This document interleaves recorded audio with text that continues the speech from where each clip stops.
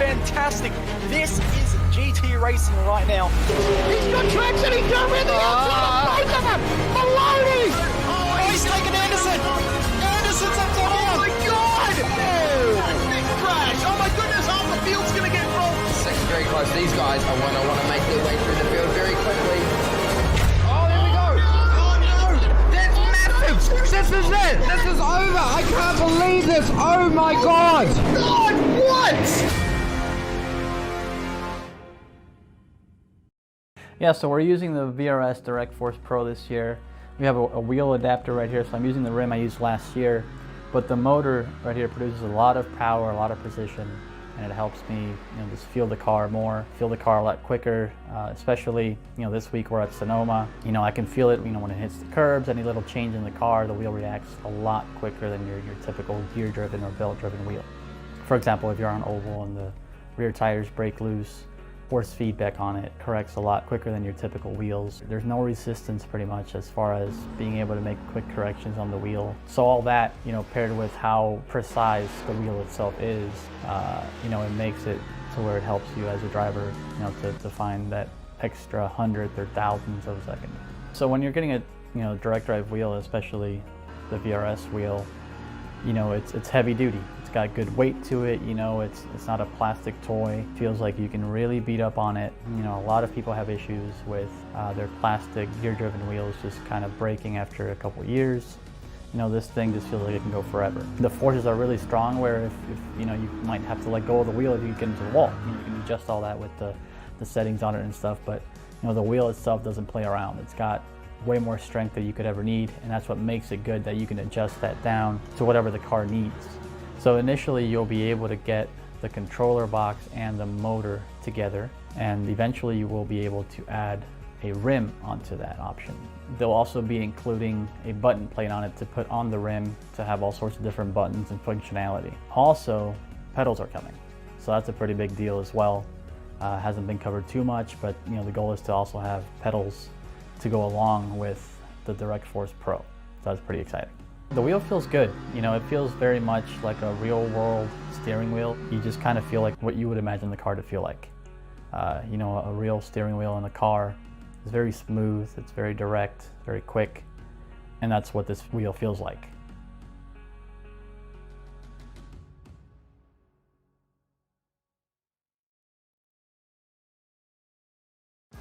This is iRacing, the world's premier online racing game. iRacing puts you in the driver's seat to experience today's newest form of competitive motorsport, virtual racing, all from your home PC. Race virtually in endorsed series from NASCAR, IndyCar, IMSA, the World of Outlaws, Aussie Supercars and more. Take on legendary circuits like Daytona, Silverstone and the Nürburgring. Join iRacing's global online racing community and get on track today at iRacing.com.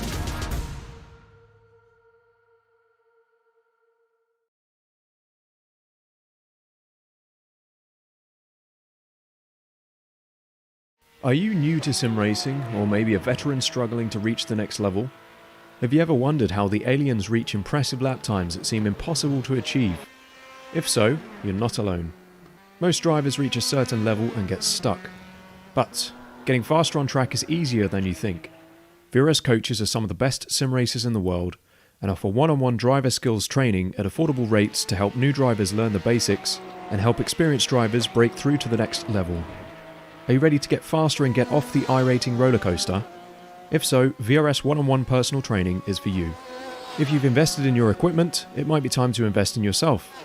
Just go to virtualracingschool.com and sign up for a 30, 60 or 90-minute session with one of our world-class coaches, and you'll learn exactly what to do for faster lap times and more podiums.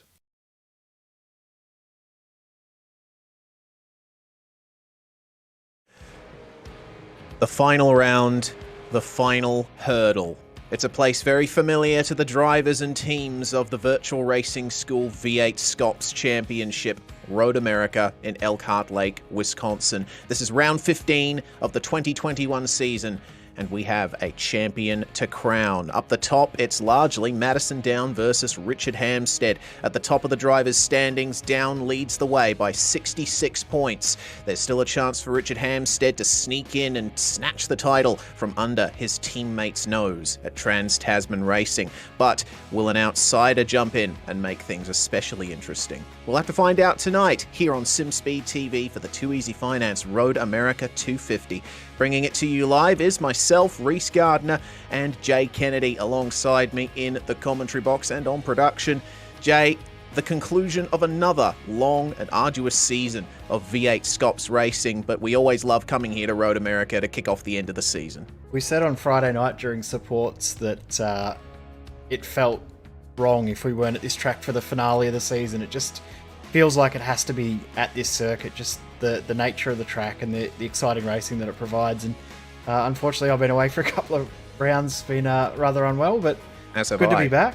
Yeah, you were away last round as well, but it's great to have the team back together. Shout out to Jake Sperry, who's feeling a bit under the weather, and Cameron Dance, who was going to jump in for Jake, who's also feeling under the weather. Shout out to those boys, and get well soon, lads, and we'll have you back in the booth soon. But yeah, this track is just, it's become the staple of this season, and it always has provided a fantastic finale to the championship, because it just provides an incredible race each and every time we come here. We love it, and I'm 99% sure it'll be back in the schedule as the last round next year. Of course, couldn't imagine it any other way. These are the standings in the Drivers' Championship at the moment coming into this round. Madison Down on nearly 5,000 points. He's had a fantastic performance this season, overcome the advances of Altus Esports from earlier on in the season. And Trans-Tasman is back on top, where I think a lot of people would say they belong. Have a look at that. It's basically the top 6 spots taken by Trans-Tasman Racing drivers in the championship. Of course, it is closest between Down and Hampstead. Hampstead, of course, taking the opening win of the season, round 1 at Montreal. Joshua Anderson still has a chance at taking the title if Down and Hampstead both crash out. Jake Maloney and Ethan Warren, you said it before the broadcast, Jay, they're going to need a miracle if they want to get the title at this point. Yeah, they're mathematically in the fight, but once we get to the halfway point of the race, it's essentially locks them out if Madison Down and Richard Hampstead are in. We'll bring up what the actual situation is for those drivers in just a sec, but it's pretty cool to see the likes of Andrew Dyson and Adam Briggs fighting in the top 10, and the championship fight for a top 10 spot is pretty close between Dyson, Scott, Briggs, Stenberg, right back to Lee Ellis, Jordan Ross and Brenton Hobson. James Scott suspended for this round as well, so he won't race. Can't drop the last round, so he's going to lose a huge chunk of points and will drop outside the top 10. I know Brenton Hobson's aiming for a top 10. That was his aim at the start of the season. So he'll be looking to finish off the season solid as well. Jordan Ross has been a good story throughout the season, and Sean Linsell as well, I think, has been really, really good and solid throughout the championship as well. So it's great to see some new names in amongst the old guard in the top 10 and the top 20 as well.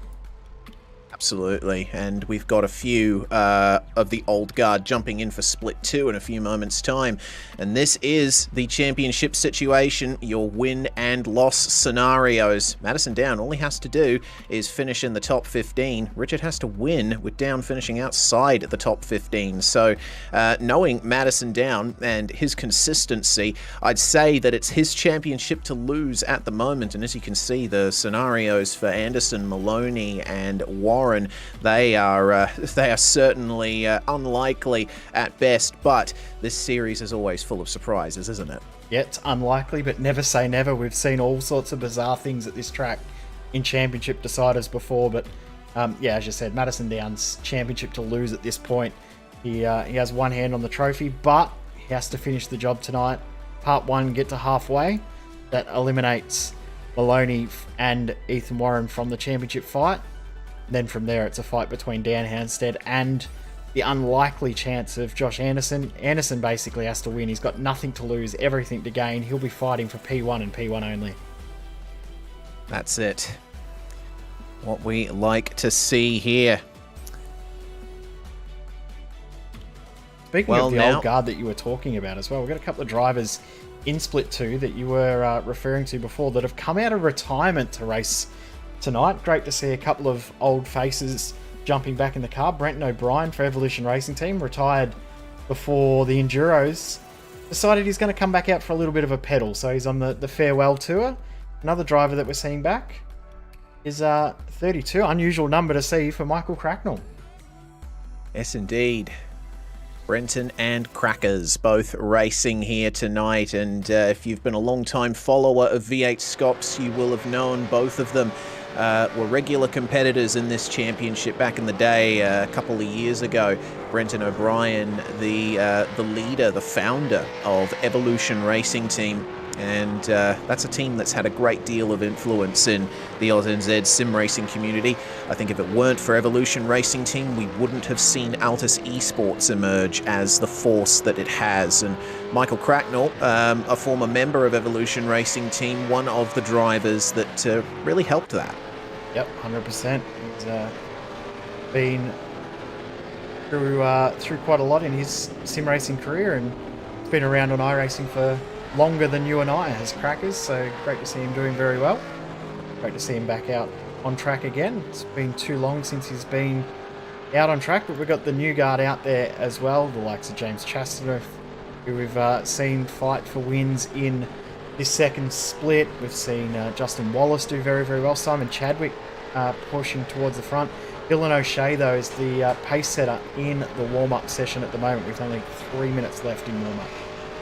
And the times are looking very close. O'Shea, Chadwick and Wallace only separated by half a tenth up the top of the standings there. Cracknell P4 on a 2:08.143, and it's still looking like a pretty good spread in terms of lap times throughout the field. I reckon everyone in the top 10 has half a chance of coming away with victory here today in Split 2, which is, of course, a shorter race than what we'll be completing later tonight in the main game. It's 17 laps for this race coming up, and it's going to be an out-and-out sprint. No compulsory pit stops here.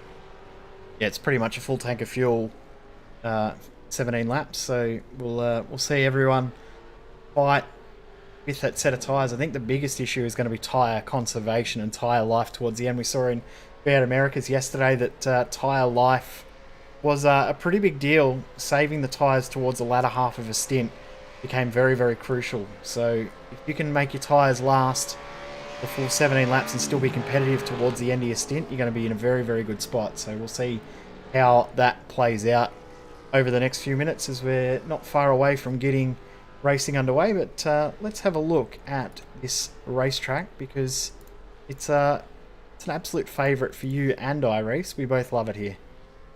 We certainly do. Road America, Elkhart Lake, Wisconsin, built in 1955 and replaced the old Elkhart Lake road races that were run in the early 1950s. Largely due to safety, this circuit was built to keep racing in the Elkhart Lake area, and Road America, one of the original few sports car road racing courses in the United States, built around the same time as Watkins Glen and Virginia International Raceway.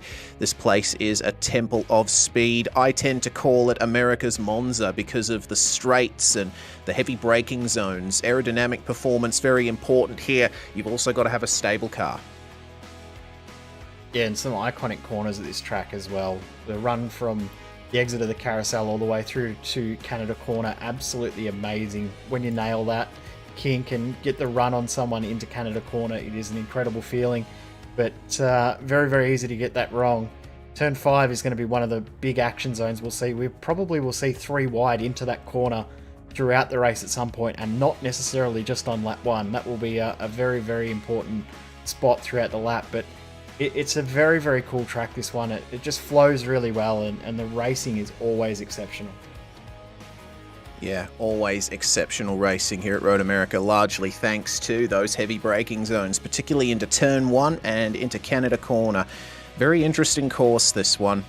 And this corner, the carousel, certainly one that tests the mettle of the drivers and really puts your left side tyres through hell in a handbasket.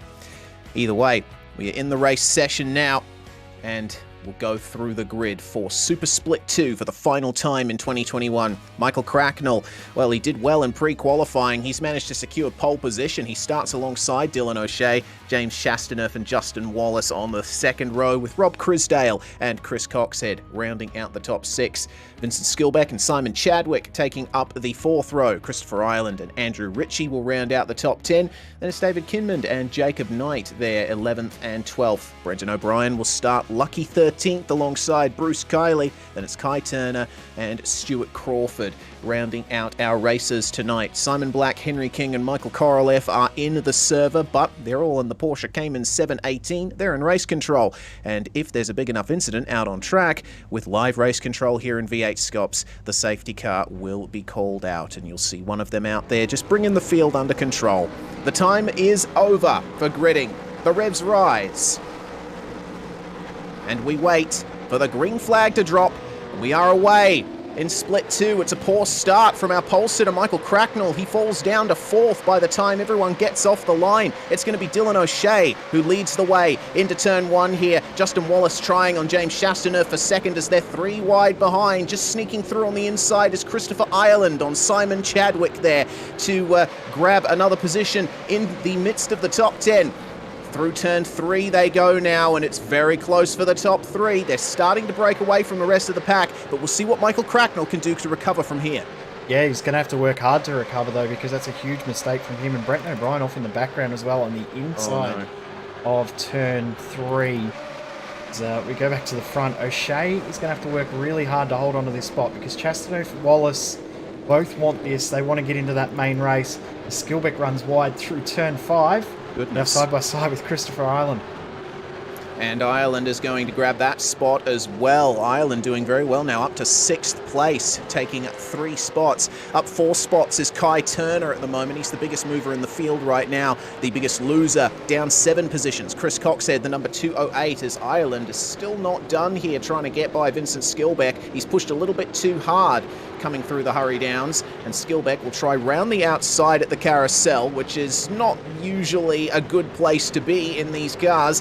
He can try and swing it in for a late apex and get a better run towards this next corner, the kink, the most difficult corner on the circuit. Watch these guys go through. Tell you what, it is very strange seeing Chris Coxhead lose positions in Split 2. He's not normally someone we expect to see in this race. Normally finds himself in the mid-pack of Split 1, so to see him in Split 2 struggling is not a good start. Ireland. But I'll tell you what, this is Ireland off the circuit, and he is struggling. But I was about to say that struggling as well is Kinman to get that move finished on Vincent Skilbeck. As off he goes. Oh, he does indeed. Skilbeck has been knocked about a bit here on lap 1. He's been passed by cars left, right and centre, but it seems that he's managed to hold on to 7th place for the time being. It's a bit of a train behind Andrew Ritchie, Jacob Knight and Chris Coxhead at the moment, and we are on board here with Chris Coxhead as he watches the move in progress here. Ritchie can't move over at this point into the braking zone for turn 1. Can he hold the outside versus Jacob Knight? Well, Chris is a very wily racer. He's going to try and take advantage of this, and he does indeed. Moves past Andrew Ritchie coming into turn 3. Nice move in the end there. Took advantage of that, as you said. Up the front still stays as it was, that top 3, O'Shea, Chastaneuf, Wallace, but have a look at the gap they've now pulled on Michael Cracknell. It is now out to 1.5 seconds and well and truly out of draft range.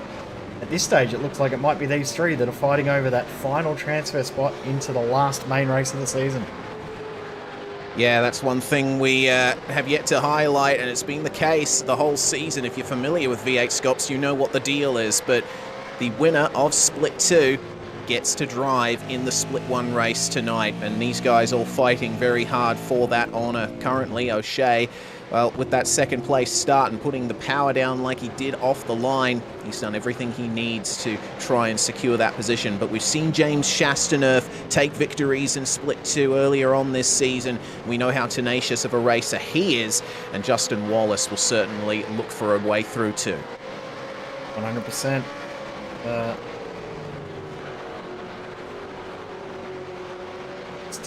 Looks like race control haven't had anything to review at this stage, which is always a good sign at this point of the race.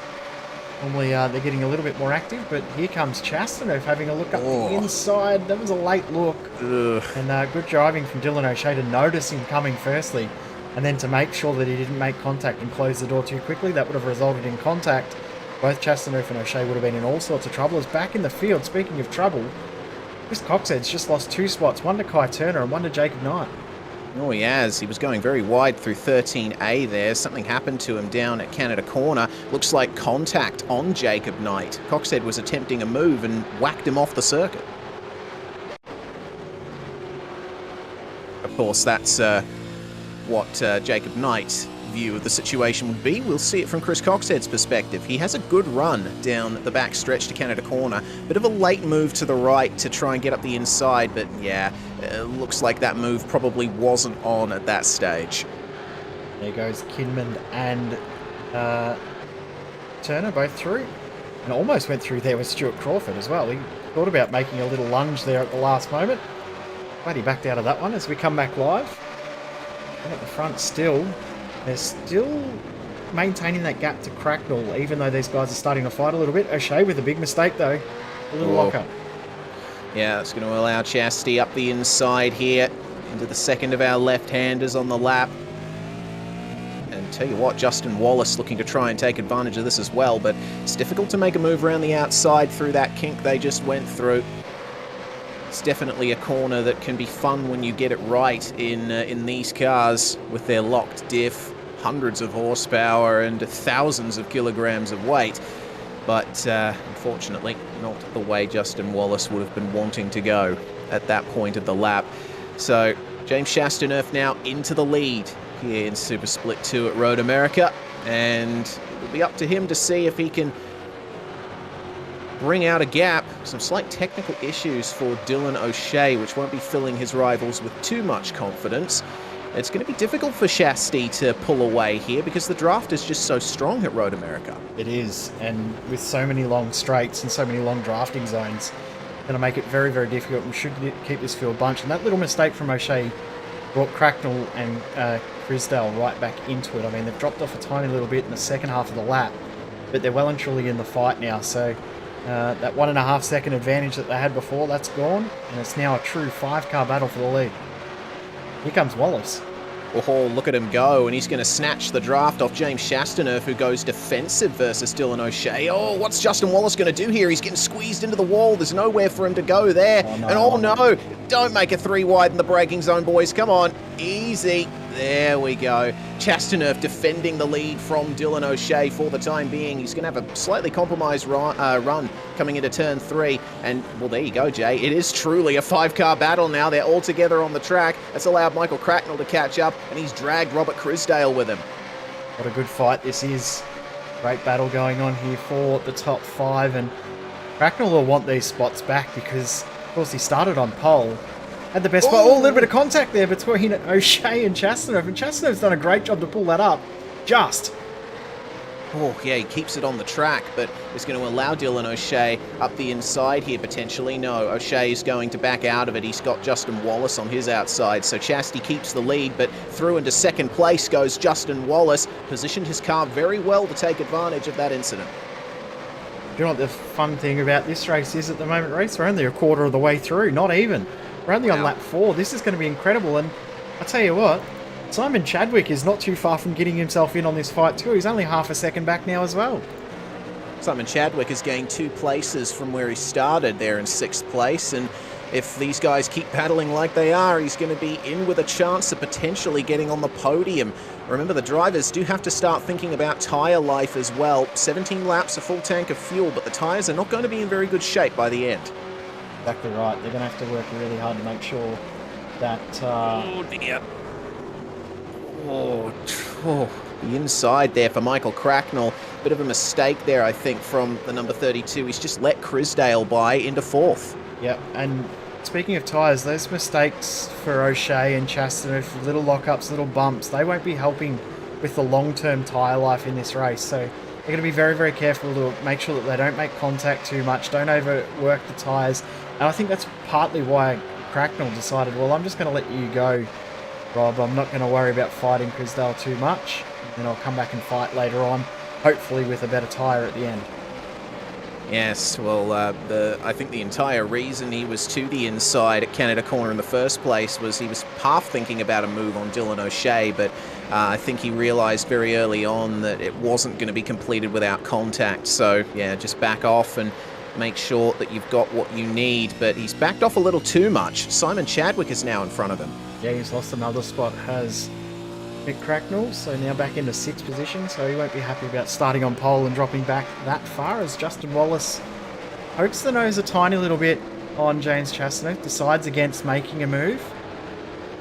They continue on. The field is spread a little bit into 2 groups of 3 once again, and Skillbeck is the one to watch at the moment, because he is closing in on these guys, as well as a couple of drivers having a couple of technical issues. Hopefully they don't have them continue on throughout the race. Yeah, hopefully. We'd like to see all of our drivers make it to the finish here. All 16 cars who started are still running in the race.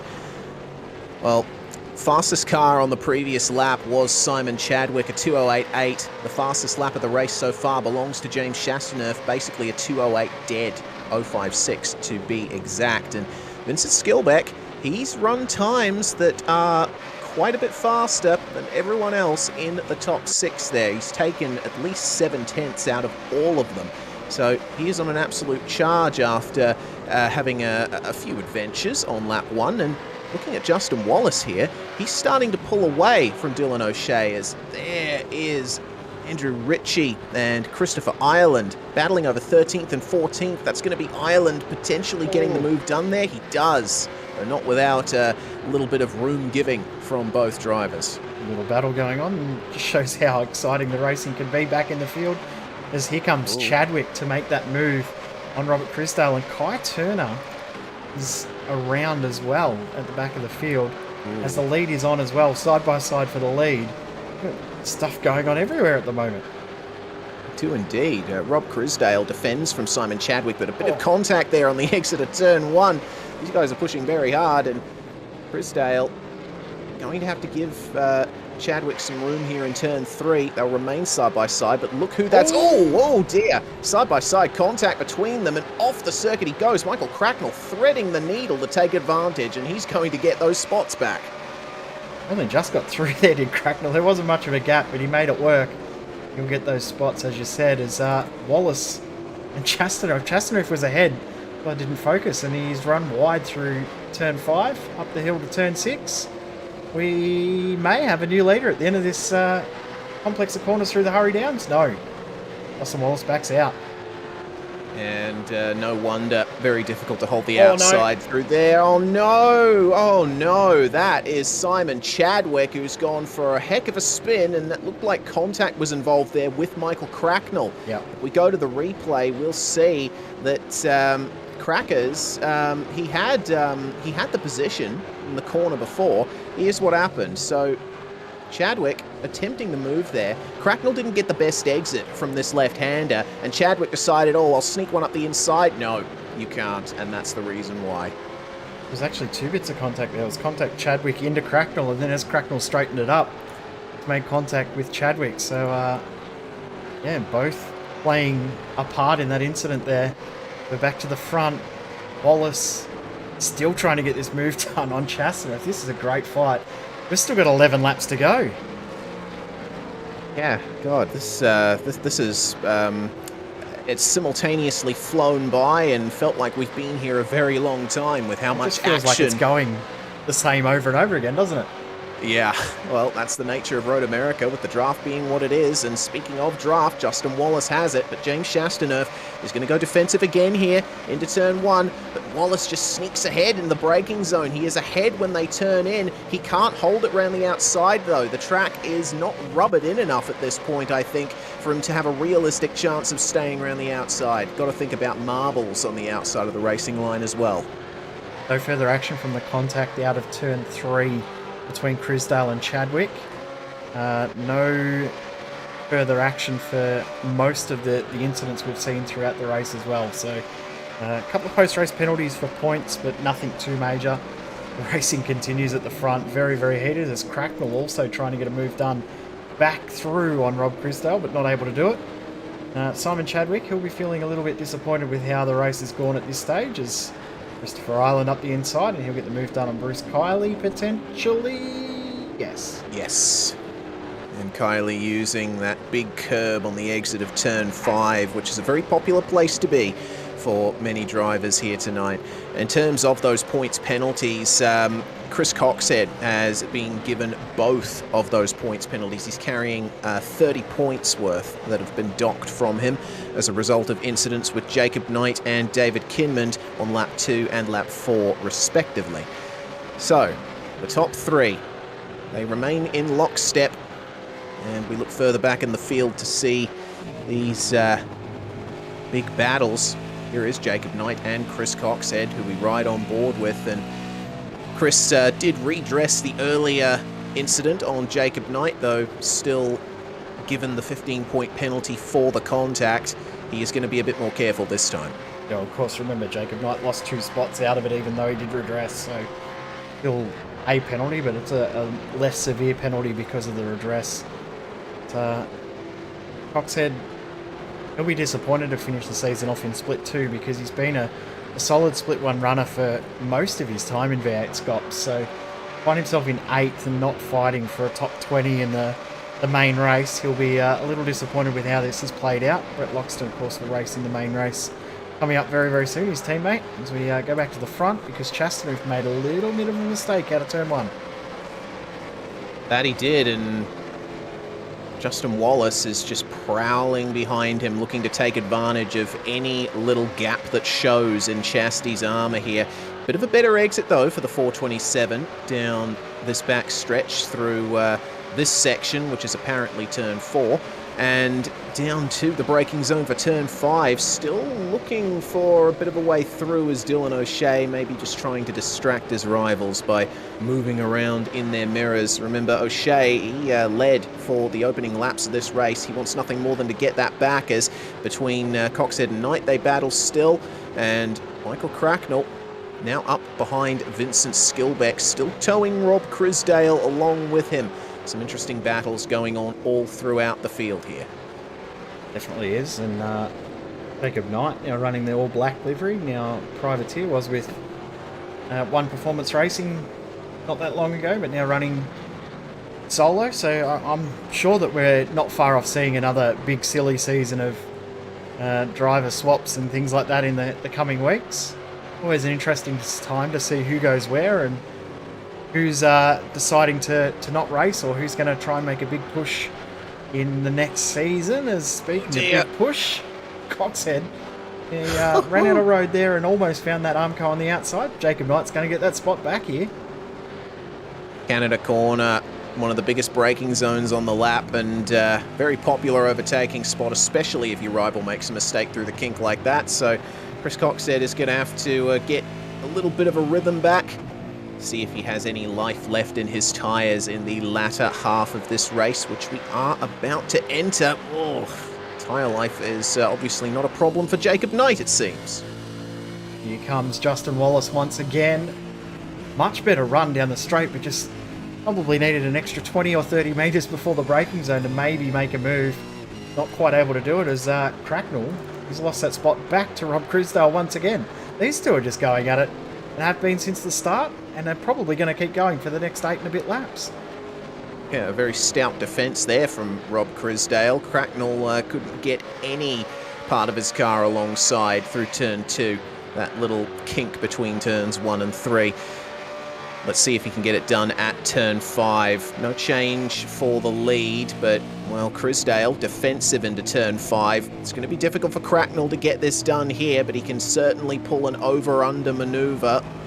There's the attempt, but didn't quite get the traction down in time. So he's going to have to stay behind through this section unless Crisdale makes an error. Been plenty made throughout the race too, so that is a possibility. Everyone is pushing at 100+% because they all want the golden ticket into the main race, the final race of the championship season. 41 cars will be out on track. The top 40 qualifies from pre-qual, and the winner of this race. Of course, that's where the big points are made, the longer race. Bigger strategy calls. It's going to be a very, very entertaining race once again, as we said each and every year here There's a curveball, there's a surprise. I think back to Ethan Warren getting a pole. We had Corey Shepard starting on the front row last year. Yeah. And, so the last 2 years we've had surprises in qualifying. And think back all those years ago to that amazing overtake between Richard Hampstead and Jared Filsell, which could never have happened, but somehow did. Yeah, there's plenty of great moments that have been had at Road America over the many years this championship has existed so far.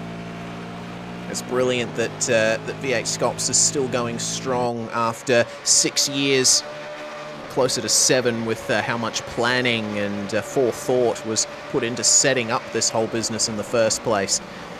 The battle for the lead is the worry of the drivers at the moment, the biggest worry for James Chastaneuf, because he has got that golden ticket to defend. Justin Wallace, he's keeping up a very consistent offensive here. I've noticed that, he has made a couple of small errors and slipped back for maybe half a lap, but then he's right back onto the rear of James Chastaneuf, and he's not letting up at all. Let's see if he gets the move done here at turn 5. No, Chasty goes defensive, uses the natural curve of the road to his advantage there, but alongside, he's going to try and push the issue here is Justin Wallace. Could have gone for an over-under, but decided not to, and that has allowed Dylan O'Shea another attempt at second place. Not going to be successful that time, but it's all a game of error minimization here, Jay. Yep, definitely is. They're all just trying to hold on. Vincent Skilbeck has managed to pull a tiny little gap from Crisdale and Cracknell, but they're starting to close that back up as well. Biggest mover at the moment in this field is Jacob Knight, up from 12th to 7th. And the driver that's lost the most spots, unfortunately, is Mick Cracknell. Of course, started on pole, he's now back in 6th, but I reckon part of that's probably due to a little bit of rust. He probably hasn't driven the car a huge amount over the last little while, and Brenton O'Brien back in P15, I know that he hasn't driven the car for a long while. So both those guys probably starting to remember now, hey, you've got to put in a little bit of practice in this thing to be half decent at it. Yeah. Of course, a big part of that is also just how many drivers compete in this series and the standard of competition, particularly up the front in Split 1. The series is host to some of the best drivers in the Australian-New Zealand community, and sometimes the international community as well, when they decide to show up and have a lob. Across the line they go, Chastaneuf, Wallace and O'Shea to begin lap 11 of 17. And the draft is there again for Justin Wallace. Oh, James Chastaneuf, very sneaky there. Moved back to the racing line before they get to the braking zone, and gave Wallace no opportunity either side of him. It's a great fight between these three. And the fact that there's been contact, but it hasn't been messy, dirty, aggressive. Just the slightest little bumps, just the little moments to try and unsettle your rival, but nothing more aggressive than that. They've just had the right balance between being aggressive and being over the top. It's a very, very fun fight going on right now, and I think it's going to heat up even more with 6.5 to go, as that's almost contact again. Chastaneuf doesn't look right in the line that he's running through turn 5 there, and leaving himself open each and every lap on the exit there and the run up to turn 6 and into the Hurry Downs. It's difficult to hook up the apex for turn 5, honestly. You know, we race ourselves. You not as often as you used to, Jay, but I've done a fair few laps around Road America in my time, and I've found that it's always very difficult to actually get the line right through turn 5. It seems like a simple enough corner from the air, but once you're in the car, it becomes an entirely different beast. It looks like James Chastaneuf has had a good middle sector of the lap there, and managed to pull away just a little more versus Justin Wallace, and keeps it off the grass in the kink as well. That very thin curb is your only saving grace there on the outside. Oh, a bit of a mistake for Dylan O'Shea in the braking zone there behind Justin Wallace. Very fortunate that the car didn't break free and he didn't plough into both of our leaders. Certainly would be exciting, but then we wouldn't have much of a race for the lead anymore. Well, I mean, if these three drop back into the next pack, it would still be pretty interesting and entertaining, but these three are putting on a great fight, and that's not the way we want to see a race go as well. We love to see good, clean, hard racing. A little bit of contact is great. Too much contact is too much. O'Shea, it looks like he's the one that's getting the better run, but he just can't go anywhere with it. Yeah, I noticed in the braking zone for turn 5 on the previous lap, he really rounded them up. He's pushing very hard in the braking zones. Is Dylan O'Shea to try and stay in touch here, as that was a slight mistake from Justin Wallace.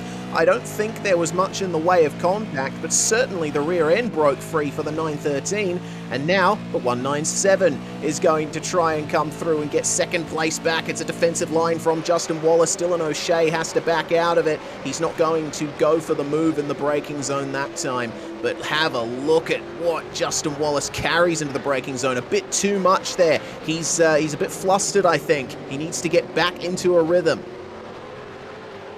That battle behind is starting to close up as well. Skilbeck now has Brisdale and Cracknell right there with him, just behind Knight and Foxhead still going in their battle. David Kinman has company as well in Simon Chadwick. The only driver in the field at the moment that isn't in a battle in the top 14 is Christopher Ireland. He's all by himself. And then Kai Turner, Bruce Kiley and Andrew Ritchie are all together. Brent O'Brien, Stuart Crawford are off in their own little world at the moment too. So it's pretty cool to see that 13 of our top 14 drivers are in an intense battle right now. And the intense battle up the front is for second at the moment, because James Chastanerf has taken great advantage of those small mistakes from Justin Wallace and was able to pull out a gap of about 0.7 of a second, at least until they got to the straight. The thing is, though, with the slipstream having its greatest effect from 1.2 seconds back or thereabouts, Justin Wallace, I think, is in prime position here to really get the momentum down over the start-finish straight. Let's see how much of a slipstream he ends up getting across the line to begin lap 13. And I don't think he has enough room to go for the move as things stand, but you can see that he just creeps closer and closer to James Chastanerf as they approach the braking zone. Got to be careful not to push too hard into turn 1, because you'll lose all of that hard work. Wallace looks a little bit better in turn 1 as well, doesn't he? Just not only he's using the momentum to close in, but also continuing to close the gap through the corner too. So I'm sure Chastanerf probably realised that looking in his mirrors. The second half of the lap, Chastanerf definitely looks stronger, but that first half is playing into Wallace's favour. I think if Wallace can get the lead, he might be able to hold on to it. But that's the issue he's got. He's actually getting the lead in the first place. And as things stand, James Chastanerf is not willing to give it up. He's doing everything he needs right now to secure himself victory, but he's got to be wary of how much he's burning through his tyres in order to do it. And with no compulsory pit stop required in this race, obviously the fastest way is to just go for it and out-and-out sprint, no stopping for tyres. Of course, by the end of the race, these guys are going to be approaching the carcass of the rubber. So the cars will be certainly leery, more leery than they usually are. Well, they're leery at the best of times, aren't they? So having less grip in these cars, definitely not a hugely fun thing. Well, it can be, but not always quick. Notices something's happened to Bruce Kiley and Andrew Ritchie. They were behind Kai Turner, but they've dropped off on the timing sheet, with Turner closing in on Christopher Ireland for position. Not sure exactly what's happened there on this lap, but that definitely has happened. I've just seen what's going on. Bruce Kiley, he had a minor lock-up in the braking zone for turn 5 and just went straight off the circuit. He ended up losing the position there to Andrew Ritchie. I presume we'll get a look at it here on the Virtual Racing School replay. Sure will. Managed to find it. No, they'd already started to lose a bit of ground there too. Turner at that point, and Ritchie, said, just got through, but probably had to get out of the throttle a little bit more than he would have liked, just to make sure that Kiley didn't come back onto the track in front of him or make contact with him in the rejoin. We come back live. Battle is as it was, but it's closer than it was last lap. Yeah, it seems Justin Wallace has managed to regain some pace here versus James Chastaneuf and really harassed the back of him into turn 5. Maybe a bit of contact. He had to correct the steering a little bit on the way in. Now Justin Wallace is having some troubles in the braking zone, and Dylan O'Shea trying his best to take advantage, but he's still dealing with a blinking car. Oh no, that's Cracknell and Knight, I think, that have come together out of turn 5. That's very unfortunate to see. And from the replay here, looks like Cracknell, well, he was trying to pull an over-under on Rob Crisdale. You see this, Crisdale goes defensive into turn 5, but then Jacob Knight behind, he comes piling in and makes contact with Cracknell, spins him around, attempted to take avoiding action, did Knight, but he just went into Cracknell again. Fortunate way that battle's ended. They'll straighten themselves off, dust themselves off and go again, but Cracknell will now well and truly be out of the running to go from pole and get the win, unless, and what we've said before, strange things do happen at this track, but I can't see that happening from this point. Also noticing Chadwick has lost his rear wing, his little battle as well, and Kai Turner has got past Christopher Island as well, so Turner is recovering after his little oopsie at the final corner a few laps ago. Yeah, Chadwick has been missing that rear wing ever since his contact with Cracknell many laps ago. Seems to be doing well to hold on to a semi-drivable race car, though. James Chastaneuf trying his best to hold off against Justin Wallace still, as there's 3 laps to go. And Wallace, I think, has a better chance than ever to get this done. But it's a point that I've raised quite a bit with Jake Sperry in the commentary box for this series. Making a move in this series is something that you really have to time, and if you make the move, you got to make sure you have what it takes to keep your rival behind, because there's every chance they can get back by if you're not careful. Chastaneuf goes defensive, protecting the lead from Justin Wallace again, and Wallace continuing to try and keep that outside line. Probably going to be an over-under here, unless Dylan O'Shea has something to say about it. No. Justin Wallace saw him coming there and elected to keep some momentum and stay ahead. This battle is certainly not over. Definitely not. The big plus that these guys have got is they're still punching in faster lap times than Skillbeck and Crisdale behind, so it really is just the 3-car battle now. Great fight for that last spot in the final main race of the season.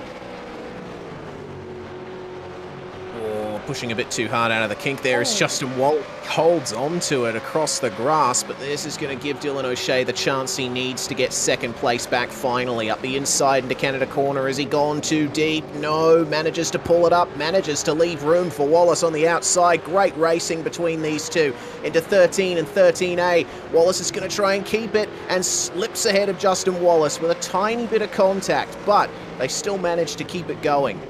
Awesome racing there. Definitely, but have a look at the gap that Chastaneuf has got. He's going to be loving the fact that these two are fighting behind him. These two need to work together again for a little bit now to try and close that gap back down.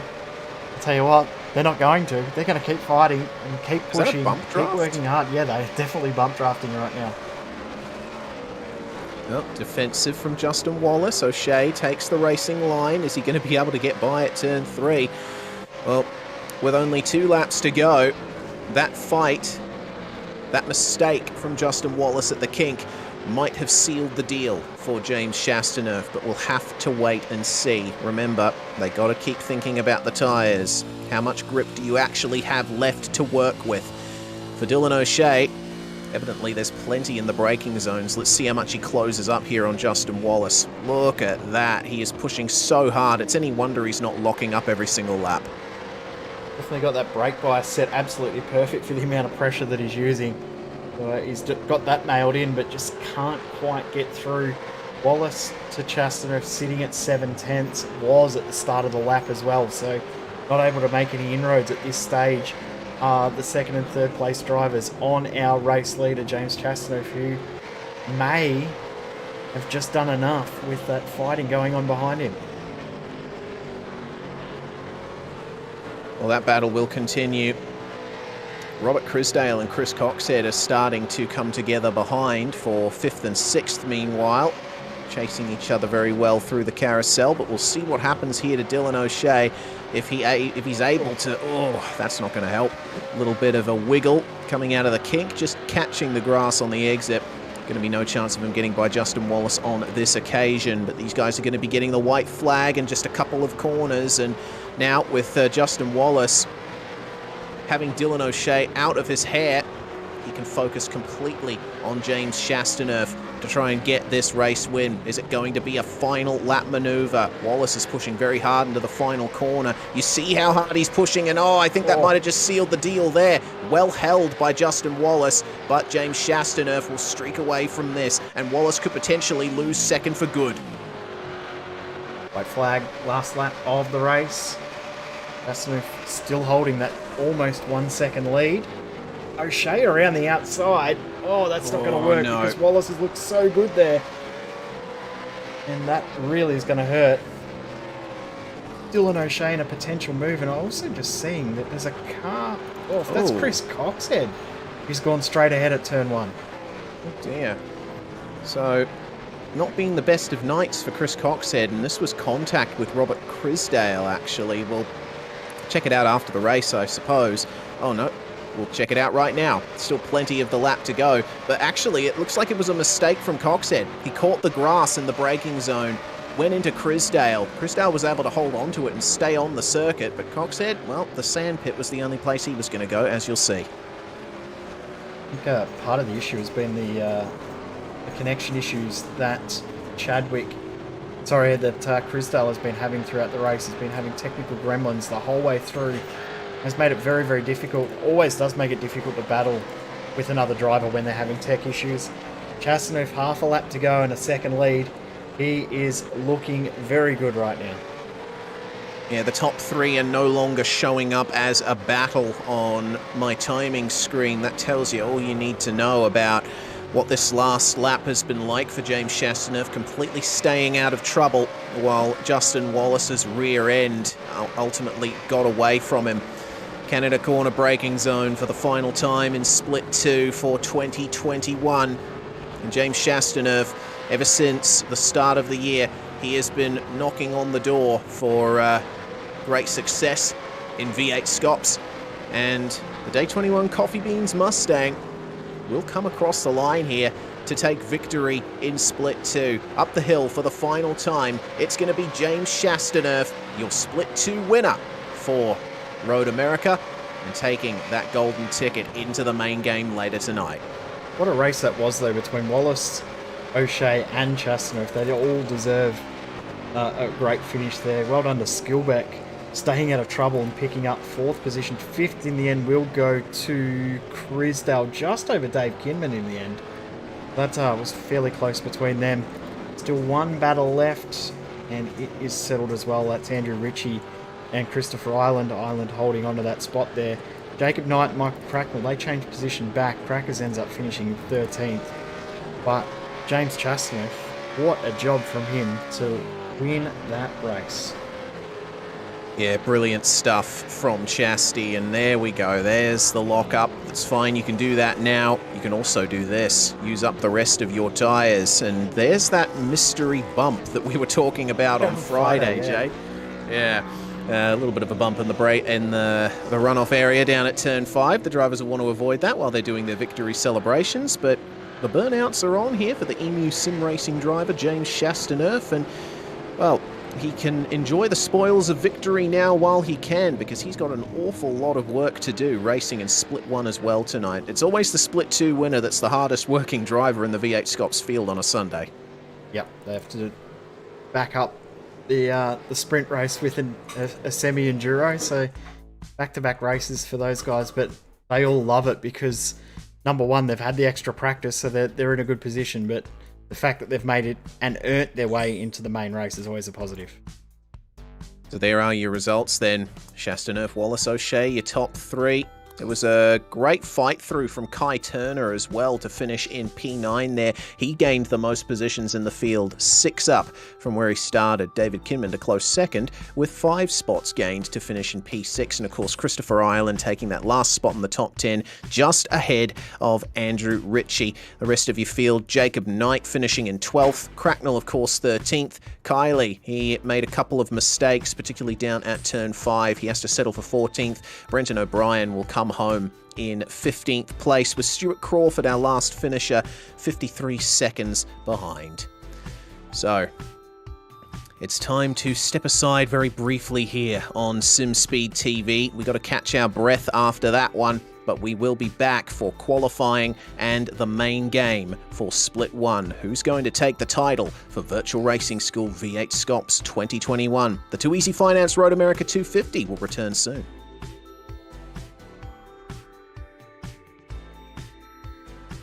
Yeah, so we're using the VRS Direct Force Pro this year.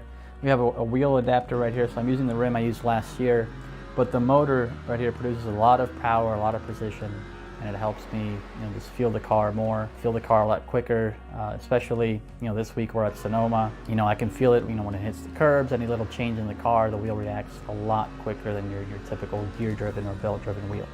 For example, if you're on oval and the rear tires break loose, force feedback on it corrects a lot quicker than your typical wheels. There's no resistance pretty much as far as being able to make quick corrections on the wheel. So all that, paired with how precise the wheel itself is, it makes it to where it helps you as a driver, to find that extra hundredth or thousandths of a second. So when you're getting a direct drive wheel, especially the VRS wheel, it's heavy duty. It's got good weight to it, it's not a plastic toy. It feels like you can really beat up on it. A lot of people have issues with their plastic gear-driven wheels just kind of breaking after a couple years. This thing just feels like it can go forever. The forces are really strong where if you might have to let go of the wheel if you get into the wall. You can adjust all that with the settings on it and stuff, but the wheel itself doesn't play around. It's got way more strength than you could ever need, and that's what makes it good, that you can adjust that down to whatever the car needs.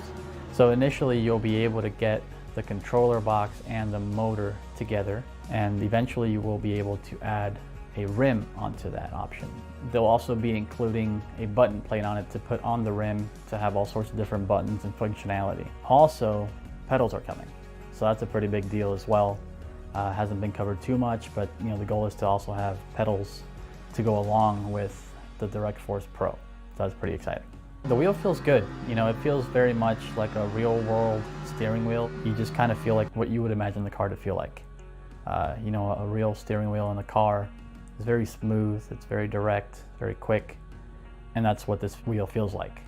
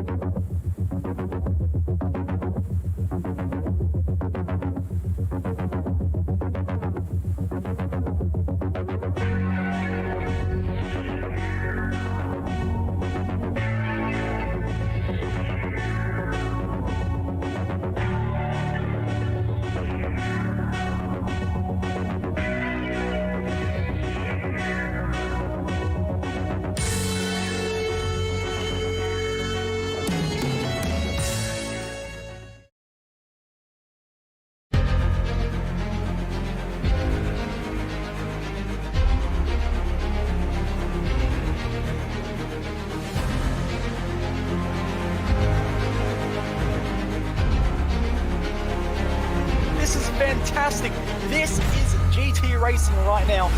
He's got traction, he's going around the outside of both of them! Maloney! Oh, he's taken Anderson! Anderson's up top now! Oh my god! Big crash! Oh my goodness, half the field's gonna get rolled! Second very close. These guys I want to make their way through the field very quickly. Oh, there we go! Oh no! That's massive! This is it! This is over! I can't believe this! Oh my god! God, what?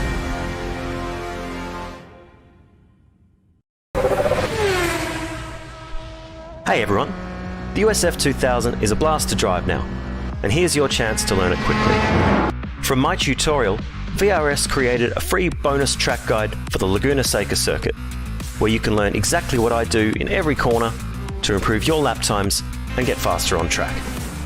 You'll learn how to easily recognise brake markers, you'll find out which curves to attack and which ones to avoid, you'll know when to use the full track and when a sequence of corners requires a compromise. And you'll learn how hard to brake and when to lift. The VRS Quick Reference track maps are available free to download and delivered each week to your inbox. The entire Global MX5 series is available, as well as bonus maps like this one and many more. So if you're a new racer, or a veteran, or just anyone who wants to learn how to get faster sooner, the VRS track guides are for you. Just hit the link or button on screen and get yours today. You're watching the Virtual Racing School V8SCOPS here on SimSpeed TV. The final round of 2021, the Too Easy Finance Road America 250. Split 2's just gone down, and what a race it was. James Chastaneuf coming away with victory in a race-long battle with Justin Wallace and Dylan O'Shea. But now we move on to the main game. All the drivers are in the practice session for the 250-kilometre final race of the V8SCOPS season. But I think it's a good time at the moment to cast our eyes forward a little. We do have V8SCOPS race administrator Michael Korolev in the box with us. Welcome, Mike, and another great season of V8SCOPS racing in 2021, but there's certainly more to come. There's a special event in the works early next year. Absolutely, there is, Reese, and thank you for having me aboard, and to Jay as well. Yes, absolutely. It's been a really good year. Some very interesting driving. We had those unfortunate gaps with COVID that's mucked us around a lot, but I think we've done a great job. But yeah, we've got well, the final coming up, which is fantastic to see, and should be a cracker of a race. I think always good stuff. Watching these guys at this track, it's just been the go-to for us for the last several years. But looking forward, we'll have some SCOPS dates coming up for you to start off with, and Jay can talk about those. But our next big event after this is going to be a Bathurst 12-hour, which, well, as you know, we ran last year, and it was supposed to be a one-off, but I've had so many PMs saying, are you going to do it again, that, well, we kind of can't not do it. So yeah, the Bathurst 12-hour for GT3 and GT4 cars will be on next year, January 30th of 2022. And of course, it will be broadcast live here on SimSpeed TV. It was a great running of the Bathurst 12-hour last year, with myself and Lachlan Mansell in the commentary box for quite a bit of it. Certainly looking forward to that event once more. But Jay, we've got a few rounds locked in next year for V8SCOPS as well. A couple of returning rounds, some old classics that people love. Yep, and we will have an all-new track joining the schedule. If you have been on the iRacing forums, you may have already seen. I'm just trying to get the graphic to come up on screen. It's not working for me. It's having a couple of tech issues, but we'll get there in just a sec. But as always, the season is going to start at the traditional Montreal, February 10 to 13. We're going to start the season a tiny little bit earlier next year. Then Red Bull Ring will make its debut for round number 2 weeks after. So 4 weeks between the first 2 rounds of V8SCOPS and the Bathurst 12-hour. So Bathurst 12-hour, week off, round 1 of V8SCOPS, week off, round 2 of V8SCOPS. And tentatively as well, we have locked in at this stage a date for next year's Bathurst 1000, which will be September 14 to 18. And again, that will be 3 nights of racing like we saw this year, which was an incredible weekend of motorsport or sim racing. It was a phenomenal weekend in total. Excited to get back for next year. As am I. Absolutely. I think it's going to be a great time. Absolutely fantastic. I look forward to it. We look forward certainly to the Bathurst 12 hour, and obviously SimSpeed is your home of all sim racing that you should be watching as a broadcast. So we were really chuffed with what you guys did last year, and we'll be broadcasting obviously the same as we did last year, with the opening several hours and the closing several hours in between. So something you should definitely choose to drop in on. It'll be live race control. We've got sponsors already coming on board, and we're gearing up for it and getting ready for a nice big event. I might take a moment, guys, if you have. I would really like to thank the sponsors, though, of course, for the SCOPS series for this year, if that's okay. First of all, we would like to obviously thank VRS, and I know they're keen sponsors of SimSpeed and the SCOPS series, and have been now for a multi-year deal, which is just fantastic. They have always been on board, they've always come forward, and they choose obviously only to sponsor the best series, which is lovely to have them, and we thank them very, very much for that. Secondly, again on a multi-year deal, Jamie McKnight from Too Easy Finance has been a wonderful supporter of the SCOPS series as well. And just quietly, we have to send out an extra thanks to Jamie, because he made a slight accounting error this year and was able to somehow find some extra funds to drop into the OSR account, in which when we notified him of, he asked us to put to good use, and that went to Lockie Mansell's. We donated that in through Lockie Mansell's charity cause through Bathurst. But thank you very much, Jamie. It's been wonderful having you on board, and we look forward to perhaps renewing that again with you next year. We'll have to talk about some negotiations, and also he's sponsored us through the Too Easy Finance Development Series and through OSR's V8 series, so we thank him there. And then for our other effective sponsors of the series is SimSpeed themselves. Jay, you and the guys, and Reese, we thank you very much for the wonderful effort you have put in all year, giving us this great broadcast, giving us great commentary. We've had lots of different commentators, backwards and forwards. There's been drama, there's been great racing, there's been controversy, but it's just been a hell of a lot of fun. So thank you very much for you guys for what you've done. I'd also like to take a moment to thank Simon Black at OSR, who does a wonderful job behind the scenes, as does Henry King, with all the notifications and so forth, and getting those points up and out and all that sort of stuff. And then the guys like Nick Parker and Brett Loxton and a couple of other guys that drop in from time to time to give us a hand when they can through race control. We'd like to thank all those fellas too. So thank you very much, guys. Thank you to our sponsors. We look forward to this next race and hope you have a great time with it. Thank you very much for joining us, Michael Korolev, one of the key figures in getting V8SCOPS together. Jay, I'm really looking forward to next year. It's certainly going to be another big one, but we still have the rest of this year to work out. The drivers still have a bit of time left here in the practice session before things go off in qualifying. Yeah, still a few minutes to go before we get into the racing action, and we'll recap the championship standings before we get into the racing again, because as we said, there's a little bit of maths going on in the background. There's going to be calculators being crunched.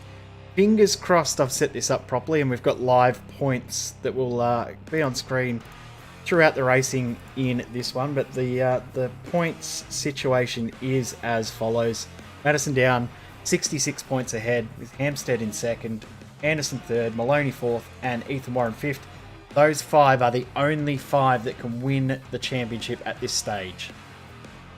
Yes, and as we talked about earlier on in the night, Maloney and Warren, they have got way more of an outside chance than anyone else, or I'd say even less, if I can get my words out correctly. By the midpoint of the race, when it's officially considered, a race where classified points can be given out, if Madison Down and Richard Hampstead are still in the race at the halfway point, then Maloney and Warren will be locked out of the title fight. Here are the win-loss scenarios.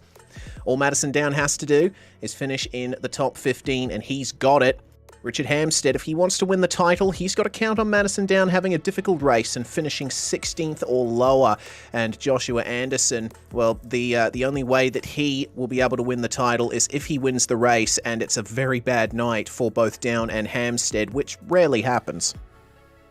Yeah, exactly. It's got to pretty much fall exactly into the other guy's favour and, you know, fall the exact perfect situation, which, as you said, we haven't seen too often. Both Down and Hampstead have a bad night to the point where they DNF. So things really have to be 100% perfect in that scenario for Maloney and Ethan Warren to have a chance. But it could come down to the wire if Josh Anderson can pull off a great result. He has to win it. He's got nothing else to lose. He's going to go win it or bin it, I think, in this one, because that is all he can do in this race. Yeah, that's it. And Anderson has certainly been one of the real breakout drivers of this season, taking a couple of round wins on merit this season as Josh Anderson. And since joining Trans-Tasman Racing, he's come in leaps and bounds as a driver. So it shall be interesting to see what he can do, where he can place himself in this field. But currently, in the practice session, it is Richard Hampstead on top. Have a look at Anderson, though. Only 7 thousandths behind him. That's going to set the stage. Yeah, very, very tight there in the practice at the moment. Corey Shepard, no surprise to see him up the front. Of course, topped the pre-qualifying standing, so he'll be right there and ready to fight for a potential race win as well. James Chastanerif has been able to make it out there, and a few last-minute surprising changes. It's Zach Hanlon's out there in a Holden. I've never seen him drive a Holden other than in an Enduro, so he sent me an updated livery at the last second to get out there, so that's a little bit of a surprise. Repping for Altus Esports, the only driver from Altus this round, unfortunately, but good to see that we've got some other returning drivers. It is great to see this car back out on track. Ian Ford back out racing again once again. So good to see. Yeah, absolutely. Ian Ford was set to take part in the V8SCOPS Enduros, but an unfortunate accident left him in the hospital. And we feared the worst for a little bit, but it's so good to see Ian back out there and driving. And certainly he'll be able to put on one of his magnificent fuel-saving drives of the past, as we've seen before. Always good to see Ian Ford out there in the Holden, which he usually drives. Still confusing some people that Ford's in a Holden, but anyone that knows Ian will know that he does always rep the Holden in V8SCOPS.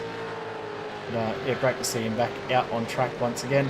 Some drivers that have got themselves out there as well that are making return to the series. Marcelo Rivera, this is his first solo drive in a long while. Of course, drove in the Enduros, but I can't remember the last time I saw Marcelo Rivera race in a solo V8SCOPS race.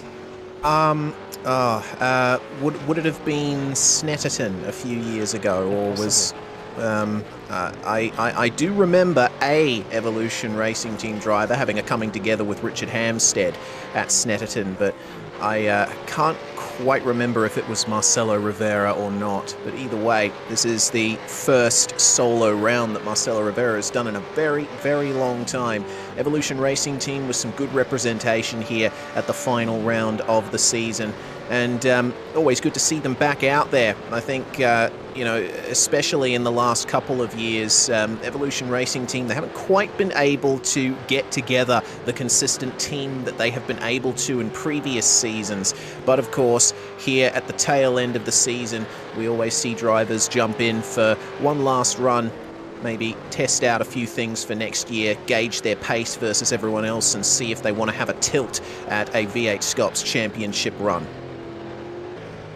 Last time that Marcelo Rivera did a solo V8SCOPS race was Imola in 2017. Right, there we go. It's a long time ago. And the driver you were thinking of that had the run-in with Richard Hampstead was actually Altus Esports' Silvano Maria Marchino, who of course broke the record for the most licence points in one race. True.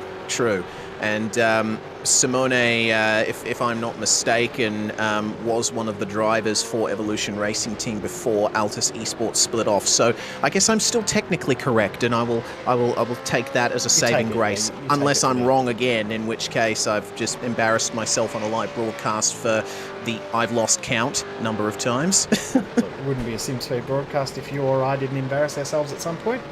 Mm-hmm.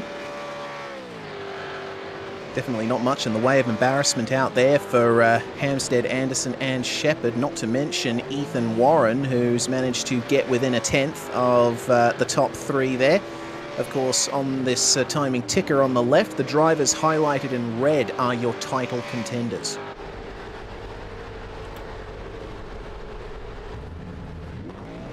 Getting ready for qualifying. As we said before, it will be a decent length race, with it being over 39 laps with 2 pit stops required. And Road America, I mean, what more can you say about this track that we haven't already said? It's a staple of the V8SCOPS schedule, with its long straights, its heavy braking zones, its crazy overtaking opportunities. Pretty much every turn at this circuit, bar the hurry downs and the kink, are places that you can put a move on arrival. And the racing will continue for a couple of corners thereafter, because those long straights, they give a lot of slipstream opportunities. And we've seen that there's been lots of moves at all different sorts of corners at this track, so we're going to see lots of moves again throughout this one. It's going to be very, very intense the whole way through. I'm looking forward to seeing who actually comes out on top in this race. As am I. Only a minute to go in the practice session now.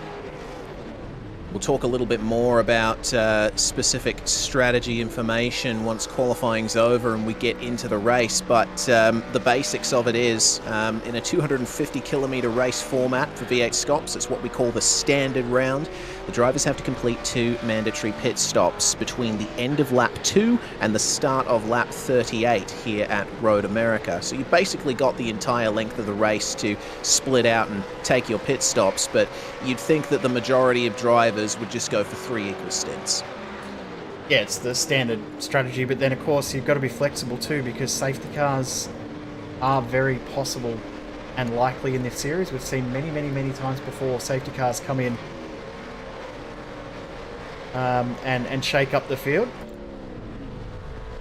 We'll see if that happens once again, but potentially we're going to see a little bit more interesting action with safety cars coming in as the checkered flag flies on the warm-up session. Time to get into qualifying for the last time. 20 minutes all in qualifying. This is going to be cool. Certainly is, and a typical sight that you'll see in V8SCOPS is the entire field making their way out on track at once. Let's see what kind of stream of cars is going to emerge from pit lane here. Everyone trying to stake their claim for a piece of racetrack on the outlap. Leading the charge out of the pit lane is going to be Synergy Sim Racing's Brenton Hobson. Car 88, remember, he's going for a top 10 in the championship this year, and he could certainly do it tonight. He's got to count on poor results for a couple of the drivers in front of him, though. Kurt Stenberg next in the queue for Trans-Tasman Racing. Stenny is in 10th place in the championship coming into this round. It's been another great season from Kurt Stenberg.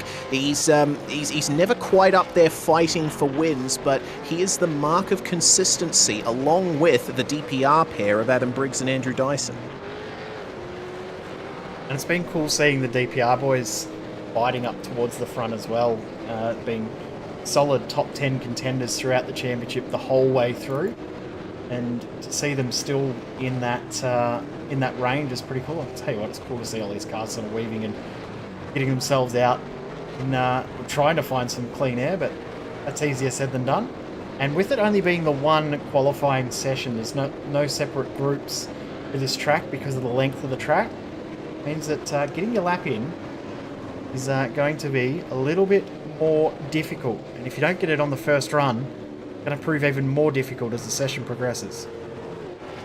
Yes, the general pattern that tends to be followed is the fastest times are set at the start of the session and drivers struggle to improve towards the end. Having said that, this qualifying session is in morning conditions. It's just coming up to 8 a.m. in sim time. So the track is nice and cool at the moment, only 23 degrees Celsius. That means that there's still going to be plenty of tyre life available to these drivers throughout the qualifying session. We might not see as much of a difficulty of regaining pace towards the end of the session as we have at other rounds. But the first lap of the qualifying session is about to get underway, and Brenton Hobson is the one at the wheel. Hobbo, a veteran competitor in V8SCOPS. He's also a streamer, Hobbo88 on Twitch. He's probably streaming this race right now. Up at the top of 6th gear, just touching 260 kilometers an hour as they come into turn 1. You've got to nail the apex and the exit. The curb is much thinner than you expect. Same here for turn 3. You've got to bring it in, keep it tight to the exit, and be very careful of the curb on the outside. You don't get much room to use it beyond the racing surface. Then it's down this flat-out stretch through what is ostensibly called turn 4 on the track map, and then down to turn 5, one of the heaviest braking zones of the lap. Perhaps the biggest stop of them all. And oh dear, it's a bit of a mistake from Hobbo. That's very easy to do at turn 5 when the car is unloaded and you turn it in for that slow left-hander. Gonna have to try and push on for the lap because getting that bank lap in is very, very important. You only get one chance at that first bank lap.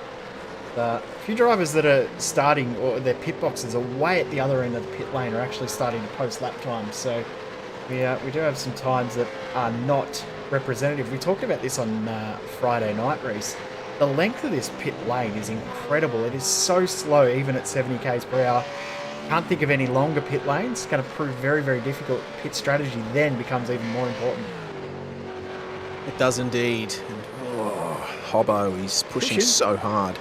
Yes, I think he might have done enough to avoid an off-track at turn 5, but we'll have to wait and see whether or not he decides to commit to this one or bring it into that incredibly long pit lane. It's a reasonably high pit speed limit for iRacing. Most tracks are around 60 kilometers an hour. This one's 72. But, as you say, it is incredibly long, just matching up with the length of this straight. Brenton Hobson is committing to this lap, though, and we're going to see the first proper time set here at Road America.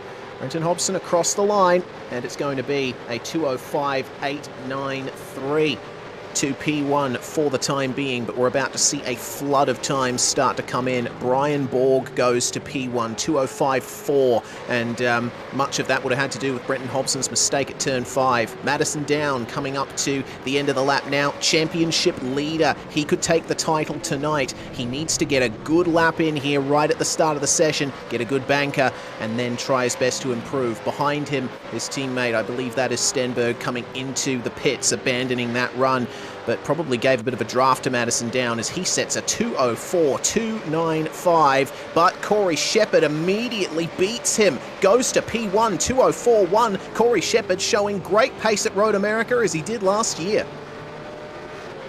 The track that he does very, very well at. We saw in V8 Americas yesterday. He absolutely dominated that race, so he is very, very in form at this circuit. We'll see if he can get himself or hold on to that position as we progress through this session. Postlethwaite's going to come into the pits, but Ian Ford is going to continue on. We'll see what he does in his first qualifying lap in around about 18 months.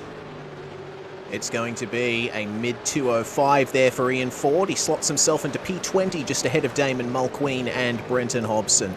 So not a bad run there to start things off for Ian Ford, especially considering how he hasn't spent time in the car this year. Brett Loxton, meanwhile, this looks to me like it's either an outlap or way off the pace, maybe a mistake. Yeah, he just thought, well, I might as well make the lap time count rather than worry about going out for another one. Thomas Freeman will come across the line, I believe, to had a mistake on his lap as well, so we'll see if that lap time counts. Yeah, it looks like it will. 28th position for the time being. So 32 drivers have set times so far. Andrew Dyson, Adam Briggs, Lee Ellis, Joshua Anderson, Kurt Stenberg, Jamie McKnight, Troy Maguire and Glenn Postlethwaite are the drivers that have not set times in that opening flurry of laps. Corey Shepard now coming up to the end of another lap, and this might be an in-lap here. He knows that he's got the pace here to fight for pole position at Road America, and he'll certainly be looking to repeat that run again with a fresh set of rubber. Of course, bringing it into the pits at the end of qualifying, we do have the no escape rule active in V8SCOPS. Got to make it as much like real life as possible. You can't just stop by the side of the track and escape back to your garage in qualifying or the race. Exactly right. You have to actually punch your lap time, bring it back into the pits, then you can get your fresh set of tyres and go again. Not only the extra bit of realism in that aspect, but it also adds some strategy and some thinking and some planning into your qualifying run. And it means that some drivers do end up using a poor qualifying lap just as that banker, as we saw Hobson did earlier. He was sort of forced to continue the lap even though he'd made a mistake, because he might not have time to get a better lap time in even with that mistake.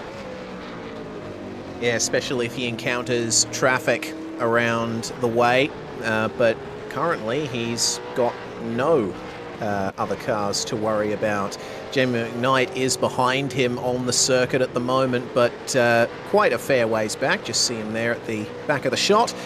And McKnight, of course, the man that Michael Korolev was talking about earlier in his thanks. Jamie McKnight has done so much for V8SCOPS in terms of financial support and sponsorship. He really believes in this series, and his team, United Sim Sports, has been a pretty constant presence in the championship this year. Yeah, unfortunately, Jamie looks like he's the only car out there this round, but we've seen plenty of drivers from that team throughout the championship. Stephen Varga and a few others, Cameron Veacock as well. So Ali Haber, Forza Nilnabi. Yep, and Jared Filsell. But those first three have probably raced almost every race this season, first four I should say. So great to see Jamie continuing on, and we wish Jamie a good result here at the end of the championship season, currently sitting in P24 in this qualifying run as we get ready for drivers to start their second runs. And as you said before, the drivers that didn't get a lap time in: Stenberg, Ellis, Briggs, Dyson, Postlethwaite, Maguire, and the big one is Josh Anderson didn't get a lap in that first run. And remember Anderson. Oh my goodness. Wow, okay. Everyone going wide through the carousel to let cars on hot laps through, and there's a bit of a check up there. Maybe some contact, and oh dear, that is very messy. Of course, the reason why the drivers are doing this is because the draft is so important at Road America. You need to have a car in front of you if you want to set the best lap time possible. Take advantage of the slipstream and the extra speed down the straight, but that's where setting up for something like that can go wrong. Yeah, it's great in theory to be able to do that, but it doesn't always work, does it? It's not always practical to have yourself in a big group of cars, and good to see Jordan Ross continuing with the stealth mode car that, of course, he ran at Bathurst. Very, very popular livery that he and Jackson Suzulan-Harlow ran at Bathurst. Absolutely, and they were mighty quick in the Enduros as well. It was excellent to see them take that top honour in the V8SCOPS Enduro Cup. And it'll be one final run here for the 143 at the end of the season before he gears up for next year. So times will start to trickle in pretty soon. We'll see if there are any kinds of changes throughout the field. Corey McFarlane goes to P17. Wayne Burke is about to set a good lap here, a 2:05.1. That's good enough for P12. Excellent stuff there from the Synergy number 89, who has taken Scops wins in the past, mainly at reverse grid sprint races. Yeah, so he'll be looking to one day add a non-reverse grid hole to his list. We ran a format a couple of years ago where we randomly selected a number to reverse the grid on, and it provided some amazing racing. It was a very, very fun format, but haven't run it this year. May return for 2022, we'll see. Hobson's going to continue for another lap. This is looking much quicker this time. 2:05.276, and that's a good gain there from 27th up to 17th now. And certainly that'll lift his spirits a little bit. He does still have a bit of work to do to start knocking on the door of the top 10. Currently Jordan Ross is 10th on a 2:05.097, so Brenton Hobson needs to gain somewhere in the vicinity of 2/10 if he wants to get up to that point of the field. Anderson as well, a driver that we've been really looking for, and in this session so far, not getting the opportunity to set a lap. He does have Madison down, giving him a good slipstream just up ahead of him. So we'll see what time he can set here.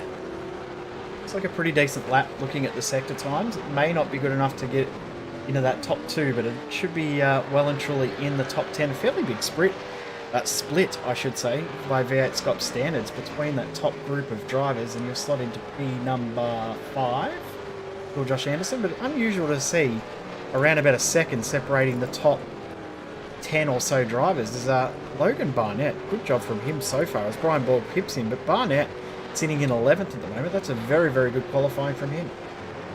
That it is. Jordan Ross also improved. He's up to P8, and just after Anderson set his time, Brady Myers slipped through to take P5. Ethan Warren has just beaten Richard Hampstead to P3. So in this middle phase of the session, the drivers are really starting to show their hand. What about Tyler Blackburn, part of the Analytical Race on Oz squad? And we saw one of their cars earlier in the night, Justin Wallace, of course, who finished second in Split 2. Race on Oz is another one of those teams that has been a part of V8SCOPS for the majority of its existence. Wouldn't be a field without them. Blackburn sets a time good enough for 24th. Behind him, Andrew Mogridge sets a time good enough for P28, improving for both of them. Got from both to improve on their laps. Only 4 drivers yet to post a time in this session. Postlethwaite, Dyson, Briggs, and Luke Mitchison. Mitchison doesn't look like he's going to take to the grid. Ian Ford also improving to P20 while we were talking. A couple of drivers that have asked race control to review a little bit of impeding going on out there, so we'll see if anything comes of that. As McKnight is to finish his second flying lap, second run. I think they'll really get 3 runs at this, aren't they? Yeah, it's such a long track, and McKnight gains 2 positions out of that one. Now on a 2:05.891, only 1,000th ahead of Troy Maguire. And if that stays the same, it's looking to be a tight battle between them for the last position in the top 30. Car off the circuit here on the run up to the carousel. That's Brett Loxton, who we mentioned before, part of the Zuva Racing squad. But looks like he won't be making much of a mark on anyone else's laps, as Adam Briggs now in the number 72 is starting to come to the end of his first qualifying attempt. And Briggs, along with his teammate Andrew Dyson, repeating what they did last year and having just a consistent run across the whole season, making sure that they're there, getting points, never exactly knocking on the door of the top 5 or the top 3, but of course, with varying results for everyone else in the field, Briggs and Dyson have risen above, and they are well inside the top 10 in the championship standings. And we'll see if... yeah, there we go. 2:05.4 for Adam Briggs, up to P25, and knowing he and Andrew Dyson being able to make their way through the field and largely stay out of trouble, certainly not a bad thing to see. 100%. One thing about those guys is they don't get very many DNFs.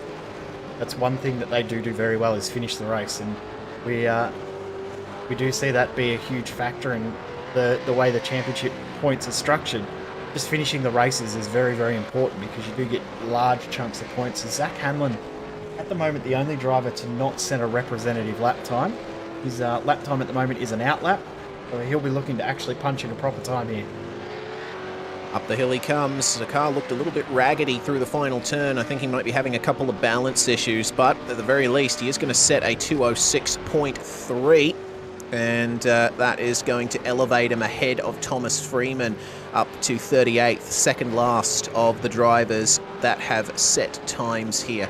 Glenn Postlethwaite is still not setting a time out on track. He and Luke Mitchinson, it seems, are both out on the circuit, though, so we'll wait and see as there's a bit more draft setup there from the other Trans-Tasman teams as Richard Hampstead tries his best to navigate all of this traffic through the carousel. He would probably have been on a good lap up until this point, but he won't like this kind of distraction. But everyone did get out of his way pretty well, though, so Madison down ahead of him got out of the way and then he's continued on. The lap looked very, very good through the kink there. Just perfect way to balance the car through that corner. Very, very difficult to get the corner absolutely right on the limit in qualifying, but he's done a very, very good job there. The sector splits don't look too bad, but I don't think this will be too much of an improvement, if any. Richard Hampstead needs 4/10 to take provisional pole here. Will he have done enough to at least elevate himself ahead of Warren, get himself closer to his teammate and championship rival, Madison Down, up the hill once again? And there is the start-finish line, a very long run to turn one here, but a 2:04.687 for Richard Hampstead, not going to be an improvement on that run. Unfortunate for him, we've got the fishy car of Troy Maguire. He can do here. Currently sitting in 33rd. This lap actually should be an improvement here looking at the sector times. See what he can do. Current best is a 2:05.892. See if he can improve on that and jump up a few spots from P33. Oh, yeah. Indeed. Oh, yeah. 2:05.3, and that's a huge gain up to 23rd position there for Troy Maguire. Excellent lap. Great stuff. Hobson on a good lap as well. He can do. Nope, he's out of it. We're starting to enter. We're starting to enter the final minute of the session here, and if drivers don't. And if drivers aren't halfway around an outlap at this stage, they are not going to get another time in. Brady Myers, big oversteer moment coming up to the Hurry Downs. And he does have a bit of a draft up ahead of him, does the driver of the number 22. Ahead of him there's Jake Maloney and Joshua Anderson, who are still looking to try and improve on their times. Maloney is in P9 at the moment, Anderson P6. Brady Myers right in the mix of all of that. He's 5th at the moment. So let's see if he can improve any as they make their way through the kink. Maybe a little bit wide of the curb on the inside, but as we saw on Friday, you don't want to use too much of the curb there. Both Madison Down and Brady Myers have both set purple sectors on this lap, so this could be very good from both of those guys. Madison Down's lap looks very, very good. Corey Shepard hasn't come back out after that very first lap. He's just parked it after that first lap. But Madison Down right now could take that pole position away as the checkered flag flies right now. This is going to be very close. Target time 2:04.186. And it is going to be a 2:04.272. He's 2,000ths down on where he needs to be. Anderson remains 4th, Myers remains 6th. Anderson gained a spot there, so... Oh, he did. Good job from Anderson. Kalyancic, he's done. Let's see if we can find anyone else still on a flying lap. Lee Ellis is on a lap. No, he might have pulled it over. Benjamin Smith is on a lap. Current James best. Shaspinoff. Yep. Sorry, go on. I was going to say current best for Smith is a 6.1. Bit of double draft up the hill. Always going to help you at the end of your run. Well, absolutely it is. Yeah, that's great. Up to P31 for Benjamin Smith. James Shaspinoff also improved a little bit, I was going to say. He is now 36th with that lap being set by Benjamin Smith. Coming up to the line, another one of the Trans-Tasman Racing Commodores here. Is it going to be an improvement for Lee Ellis? It is. Up to 28th, and Corey McFarlane behind him, up to P11 with that draft. Excellent job from the 094, and Lee Ellis, I think, will be reasonably happy with P28 as well. Especially where he was in 37th. Happy to gain about 10 spots. Ian Ford still on a lap. Looks like he might be the last driver out there on a flyer at the moment. See if you can get a decent run in here. Currently P21. The times don't look horrible, but the run into Canada Corner may have lost him a little bit of time. We'll see if he does continue with the lap.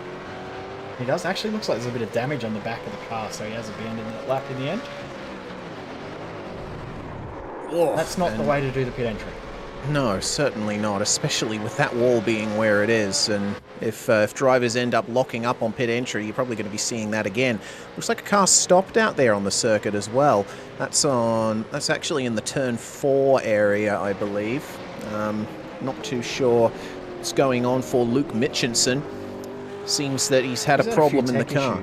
Yeah, he's had a few tech issues throughout the race, throughout qualifying, so didn't actually get a lap in at all. But qualifying is done. This is the grid. It is Corey Shepard. He only needed 1 lap to take pole position. Brilliant pace from the 718 for Premier Racing Team there. He takes pole position. Championship leader Madison Downs starts alongside him. It's a bit of an opposite situation to last year where Madison got pole and Shepard started second. Ethan Warren and Joshua Anderson are going to take up row 2 there with less than half a tenth between them. Richard Hamstead, P2 in the championship. He's got a bit of work to do there if he wants to fight with Madison Downs, starting from P5 alongside Brady Myers. Dylan Rudd managing to put the 9.5 Sim Sports 990 up into P7. Excellent performance from him. Jake Maloney 8th, Jordan Ross 9th, and Wayne Burke will round out the top 10. Corey McFarlane, just at the end of the session, managed to snatch P11 with Brian Borg starting in P12. But Logan Barnett and Marcelo Rivera next on the 7th row. Row 8 will be Sean Linsell and Troy Cox, with Kurt Stenberg and Sebastian Tixier on row number 9. Row 10 will be Kenneth Latta and Brenton Hobson. We've got Ian Ford in 21st with Damien Johnson alongside him on row 11. Row 12 is Andrew Dyson and Troy Maguire. Bailey Fred is going to start his Pursuit Sim Racing number 5 from position 25, starts alongside Adam Briggs. Michael Taliancic, leader of Pursuit Sim Racing, starts alongside Tyler Blackburn. Then we got Lee Ellis and Sebastian Flock rounding out the top 30. Brett Loxton and Benjamin Smith, 31st and 32nd. We got Andrew Mogridge and Damon Mulqueen starting on row 17. Jamie McKnight and Ben Christensen, 35th and 36th. The last few drivers now. James Chastaneuf, our Split 2 winner, starts out of 37th alongside Zach Hanlon, and Thomas Freeman and Luke Mitchinson will take up the final row of the grid for the drivers that have set times. It looks like Glenn Postlethwaite not getting a lap in that session. We'll see if he ends up taking to the grid. So here we go then. It is time for the final round of the championship. The moment the green flag drops here, it's all racing, it's all hard, and hopefully for the drivers, it's all fair. There's a quick reminder of the strategy before we go off. 2 required pit stops over 39 laps. The pit window opens at the end of lap 2, closes at the start of lap 38. We've still got a minute to go here on the gridding timer. So a little bit of time here for the drivers to just get their eye in, but I think a lot of them will be thinking, can we just go already? 100%. They'll be ready to go, trying to get this underway. 39 laps, decent length race. Just over 253 kilometres in length. So fairly long race distance. But the racing should be very, very action-packed, exciting. Fingers crossed it's fairly clean. But these races before have thrown up some big incidents in the mid-pack, the front of the pack and the rear of the field. Fingers crossed tonight is a little bit different. We see a nice, clean run into turn 1.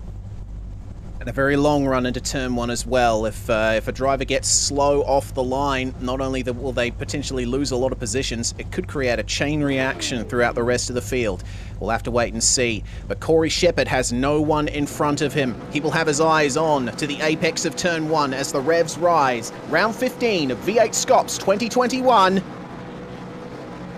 is go, and it's a good start there from Shepard. Not the best of starts from Ethan Warren. Look at the run from Richard Hamstead. Got the power down perfectly. He moves up into P3 as there is a wreck in the back of the field, so the smoke rises. and got a few drivers losing bulk positions there as they come into turn 1. That's the 0.63 of Troy Maguire. A great qualifying result for him, but unfortunately not able to capitalise on it as the field comes into turn 3 for the first time. Up the inside of Dylan Rudd was Jake Maloney, but he's had to get out of the throttle on the inside and let by a bunch of drivers. Corey McFarlane and Jordan Ross now moving past him and into the top 9, and it looks like a bit of side-by-side running a bit further up. Brady Myers versus Josh Anderson up the inside into turn 5. They have got the number 59,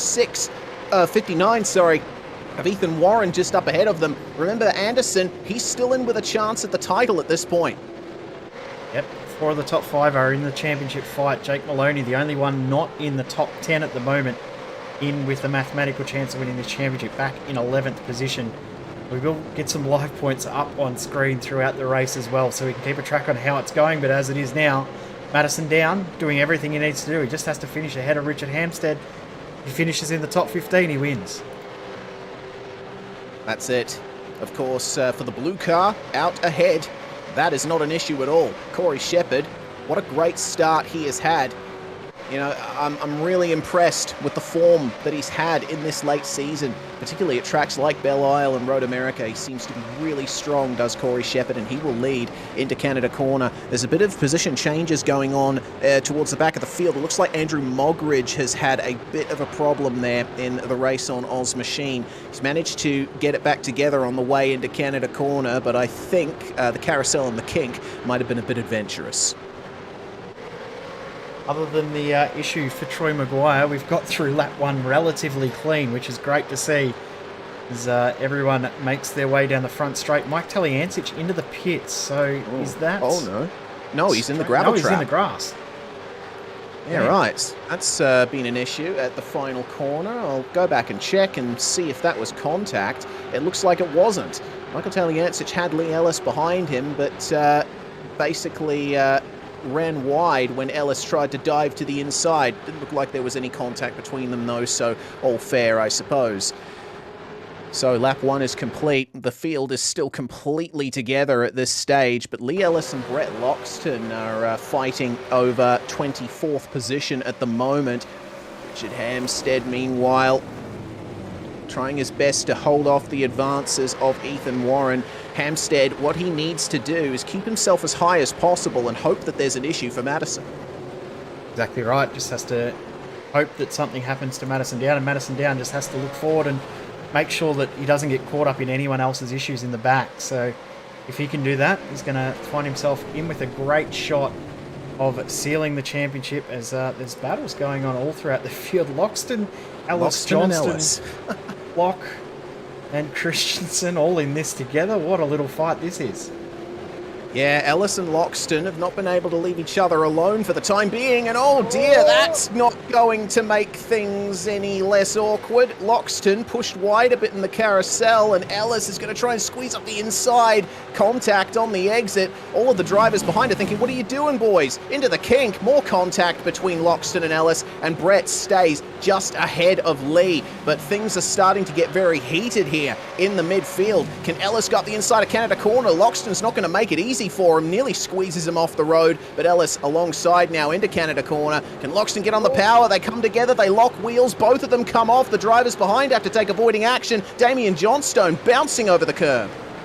Johnston was trying to get past Loxton at the same time, and Sebastian Flock had to get out of the throttle as well. It's a very, very interesting fight going on between these guys at the moment. Just ahead too, Adam Briggs also in a little bit of a fight with Bailey Frid. That's Brenton Hobson's decided, no, I'm getting out of this and pitting now. But a few guys in this pack are thinking, what am I doing back here? Yeah, my woe was for Sebastian Flock in the bright blue Mustang you see just disappearing behind the Jinx Shifters one. He had a big oversteer moment coming out of the final turn and potentially could have lost a ton of positions out of it, but he kept his foot in and managed to hold on. Thomas Freeman has also jumped into the pits, but unfortunately he overshot his pit box. Here's a replay of the start and what happened to Troy Maguire. Got a good start. Looks like one of the Synergy cars not getting the best of launches, and there was just a big crush. That was Brenton Hobson that didn't get the start there, so he ends up finding himself in the wall. Does Troy Maguire as we're back live? Hobson has come into the pits to serve the damage or get the damage fixed from that incident at the start. Comes Freeman in, but Troy Maguire's finish of the season is not going to go the way he planned. That's a big shame there for Troy. This definitely has our sympathies here up in the comms box at SimSpeed TV. The battle for the lead, Madison down. He's starting to break away from Richard Hampstead and pressure Corey Shepard, and this is one of those aspects where Madison down has always been strong. Consistency and being able to keep up pace over the course of a stint. Corey Shepard obviously driving as hard as he can to keep the lead, but Madison down might have a little bit left. 100%. There's still a bit in the tank. See what he can come up with, and very, very good on tyres is Madison down. So if he can conserve a bit of tyre, he might be able to bring this on by, take the lead away. Where I'm just a little distracted in the background, just trying to fix up and see if I can get the live points working. Fingers crossed I may have fixed it and sorted it. All right, well, there it is at the moment. That is how it looks currently. Madison down in the hot seat to take the title. Hampstead second, Anderson third. There's a bit of a trade for position at turn 1 between the DPR teammates, or at least an attempt. Kenneth Latter and Sean Linsell side by side on the run into turn 3. Some pretty good racing here in the bottom of the midfield. You just see them there in the background of the shot as we check out Wayne Burke. He's in a battle of his own here alongside Marcelo Rivera, who again has not been in the car for a while. Hobson on the back foot after having to take an early pit stop to repair damage, and he's going to have to extend either his middle or his final stint now. Guess who's fighting? Oh yeah, Loxton and Ellis still going at it. Oh, and in the background, a car around. That's Chastanoff, who's had a big moment at turn 5, facing the wrong way, but going to continue on. And just behind the battle of Ellis and Loxton, with Johnson in that as well, Hanlon and Ben Smith are having a good fight with Glenn Postlethwaite as well. So the guys that didn't have the best run in qualifying, they're having a fantastic little fight at the moment. Well, Hanlon, he's currently in P30, up 8 positions from where he started, and Wayne Burke starting to line up another move here on Marcelo Rivera at Canada Corner, but not close enough to go for the dive in the braking zone. Hobson has a good racer's brain, as we've seen many times in the past. He knows when to attack and when to back off, and that was one of those times, but we'll see if he can get it done at turn 1. And a little bit more context to the battle between Lee Ellis and Brett Loxton. This is, it probably doesn't have much to do with what's going on in the race, but they do have a bit of a penalty hanging over them from qualifying. There was contact between Ellis and Loxton in the qualifying session, and Lee Ellis ended up getting a 25-point penalty for that contact. So there's no love lost between the two of those drivers at the moment. We'll see if they can keep it clean throughout the race, though they have been willing to get the elbows out. Back to the lead, and Madison down continuing to pressure Shepard, as that looks like Andrew Gilliam. No, that's Bailey Frid making a move up into 19th position now on one of the DPR drivers. Nice move from Frid there past Sean Linsell. He did have a little moment. Race controls just come through with a ruling on the start line incident. No further action. Unfortunate racing incident.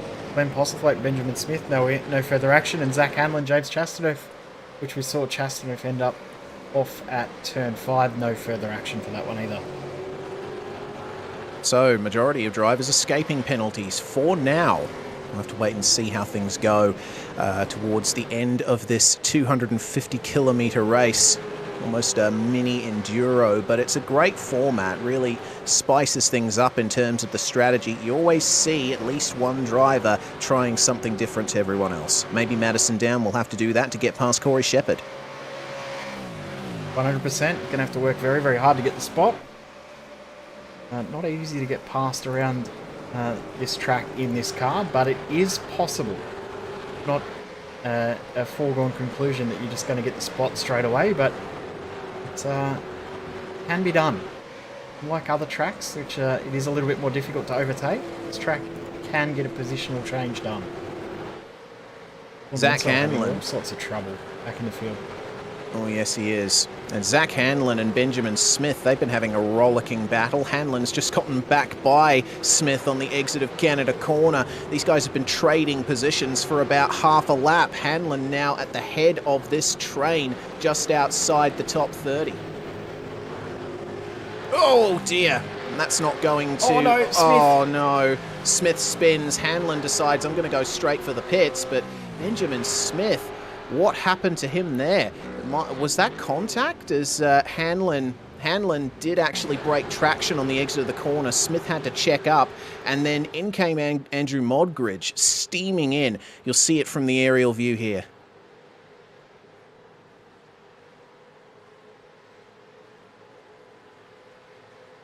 He did. Ran him over, and that'll be a little bit awkward in the team garage. There's a change of position as well between teammates. Brady Myers has just got past Josh Anderson. And that's not going to help Anderson in his tilt at the title, outside chance though it may be. Having said that, we'll see what the pace is like for Brady Myers, and we'll see if he can pull Joshua Anderson up to this top 4 battle with... Shepard, Down, Hampstead and Warren running in those positions.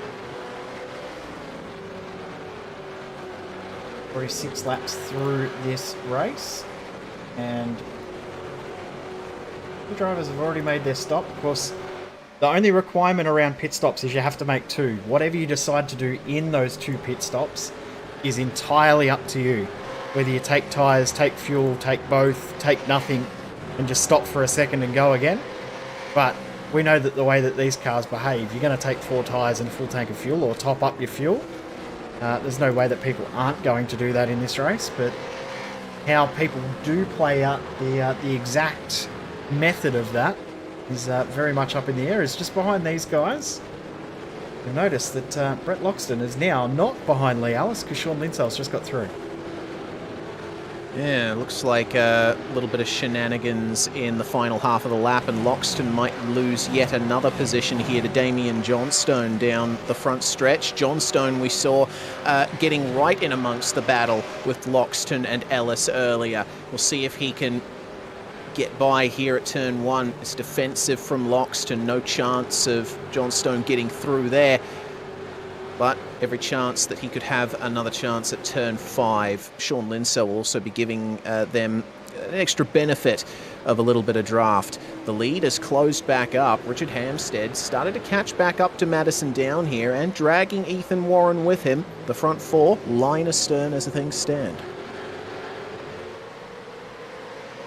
And one thing that I would point out is, we saw in the Split 2 race how much time you lose when battling with someone and, staying side by side through most of the corners of this lap. Madison Down doesn't want to make the move on Corey Shepard too rashly, otherwise they're going to slow each other up and give Richard Hampstead the mother of all chances to take the lead.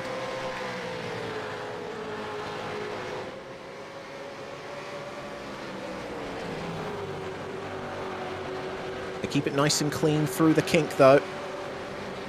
Such a challenging corner in any car. Flat out, of course, in a Le Mans prototype, but in these cars you do have to get off the throttle, get the weight back onto the fronts. A couple of battles going on in the field here. Lead on the left, battle for 19th on the right. Currently Sebastian Tixier is the man in P19, holding off Kurt Stenberg, Adam Briggs and Ian Ford. Good group of drivers that he's got behind him. You're loving the fact that he's in the fight too. Is Madison Down much better exit out of the final corner? I get a sneaking suspicion that Madison Down doesn't want to get past yet. I think he's taking this opportunity to save a bulk amount of fuel. Yeah. He'll wait until after the pit stops to get this move done, or maybe even be able to do it in the pits. We've said it how many times before? Much easier to overtake in the pit lane than it is out on the track. Yeah, and with the amount of passing that goes on in this series, you'd think the inverse was true, but no. Pit lane is certainly where the majority of the moves are made in this series. And watching this battle here with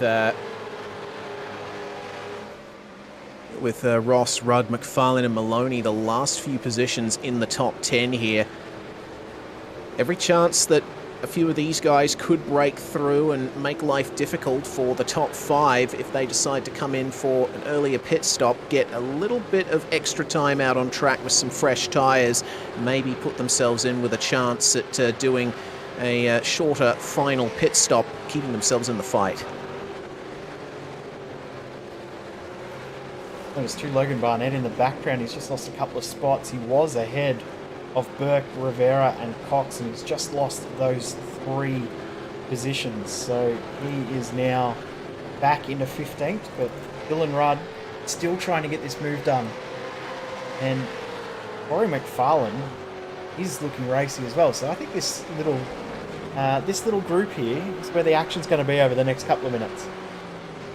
It's a 5-car battle that we're seeing between those guys on the run up to Canada Corner. Could that be a move for Corey McFarlane? He had a bit of a look at Dylan Rudd, but couldn't pull it up well enough to dive up the inside. Backs out of it for now. Wise choice, especially because we're still very early on in this race.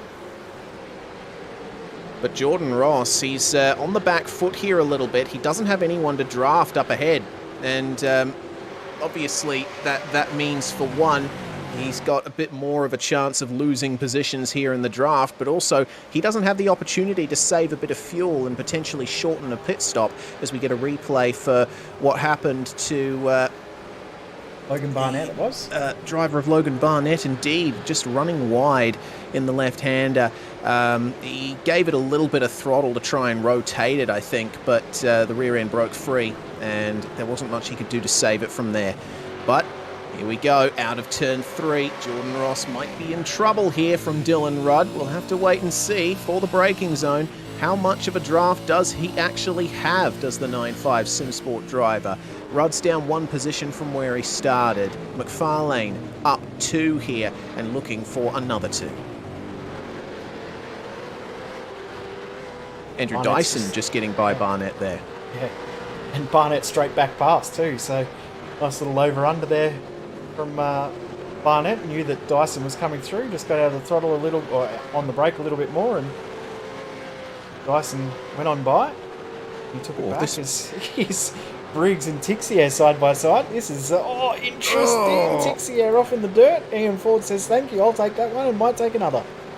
Yes, indeed. Up the inside, potentially a Briggs. No, he backs out of it. But yeah, that battle for 19th, that's how it's worked out. Kurt Stenberg managed to get by Sebastian Tixier while we were focusing on other action out on track, and Tixier just falling back down the order as a result, especially with that contact. And Dyson making a move that maybe wasn't the best, but Dylan Rudd having to go defensive versus Corey McFarlane, and they're both off the circuit and into the wall. Oh dear, McFarlane back out onto the racing surface. The drivers are going to have to take avoiding action for that one. If they don't get back going soon, we could see a safety car. Further contact is made as they both try to get going. Well, that'll be a little bit heated between those guys too, because it just got very, very messy. Looked like may not have been enough room given on the outside. I'm not sure. I have to definitely have another look at that one. Going to be a controversial moment in the race, that one. Yeah, that is. Ooh. Battle for the top 10 as Andrew Dyson and Sebastian Tixier in. They're followed by Damien Johnstone and Sean Linsell. And coming up on quarter race distance, not too far out of the pit window, are we? No. I mean, we said earlier that a third race distance is about when we're going to see most of the pit stops. Well, a third's only 4 laps away, so you know, doing an alternate isn't necessarily a bad move at this point. But I think we need to cue this up, because here comes the replay. Yes, indeed. Dylan Rudd versus Corey McFarlane coming into Canada Corner. Well, Rudd went for the inside. He had the move ready to go.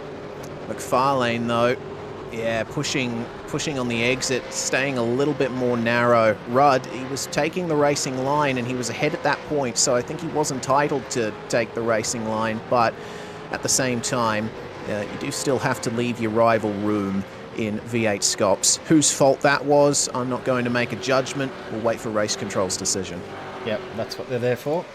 And I much prefer them to make the decision than us. Because I would be the worst person to do race control. I'm the worst at it. I'm hopeless at it. Dylan Rudd, unfortunately, he's out of the race from that incident too. And McFarlane's car looks like it may be beyond damage too. In some good news, Benjamin Smith, after his spin, has been able to get back out on track, even though he did lose a bit of ground. Madison Down now starts to apply the blowtorch. Corey Shepard starting to feel the pressure from behind. Have a look at this. The Mr. Antenna rear wing blocking our view of Madison Down in the cockpit, but you see he lifts off the throttle there in the draft. And Shepard, entitled to go defensive there, but yeah, Madison Down just not looking to make the move at this stage. He's looking to shorten up that pit stop. He can shorten up one lap of fuel, using about 5 1/4 litres a lap. So that's 1 1/4 seconds in the pit stop that you can save if you can save 1 lap's worth of fuel. So if he can go 1 lap longer on the tank, he's already gained the spot over Shepard, plus pulled a gap.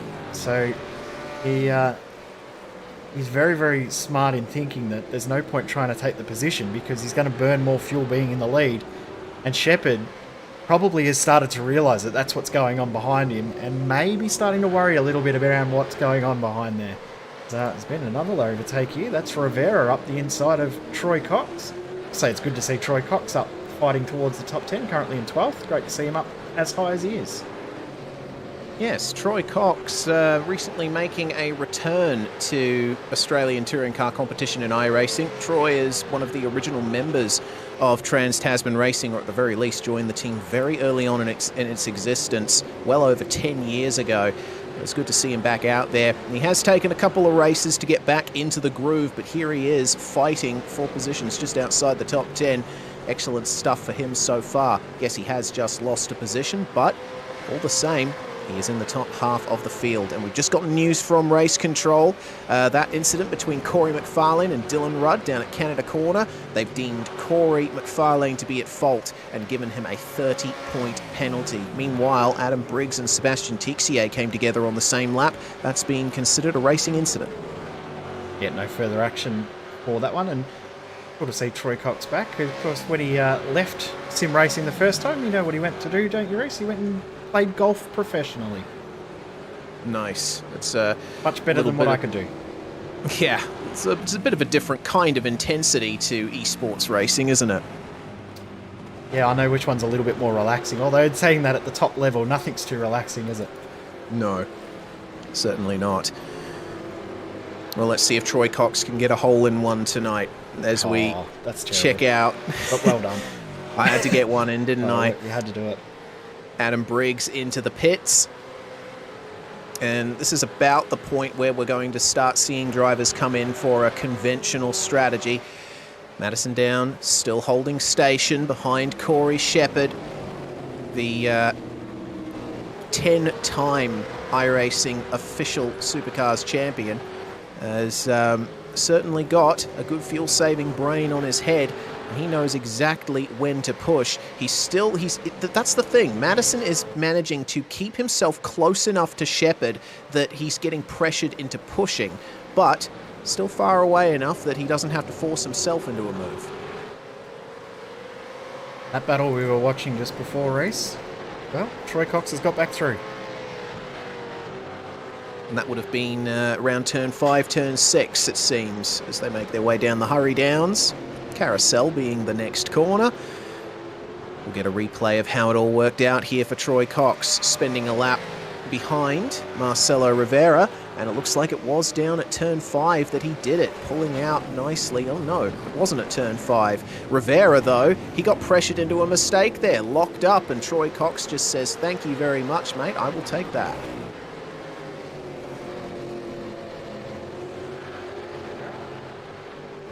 We love seeing those sort of moves.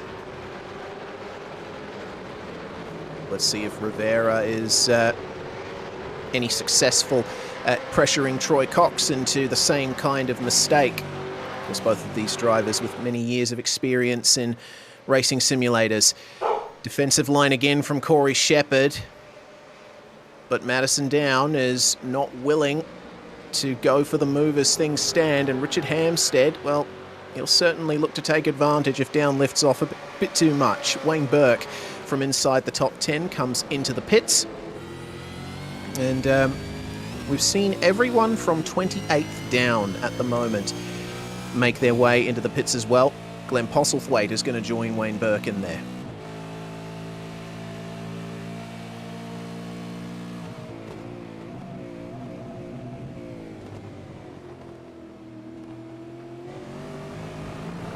Good battle going on, isn't it? You can just... Yeah. Yeah.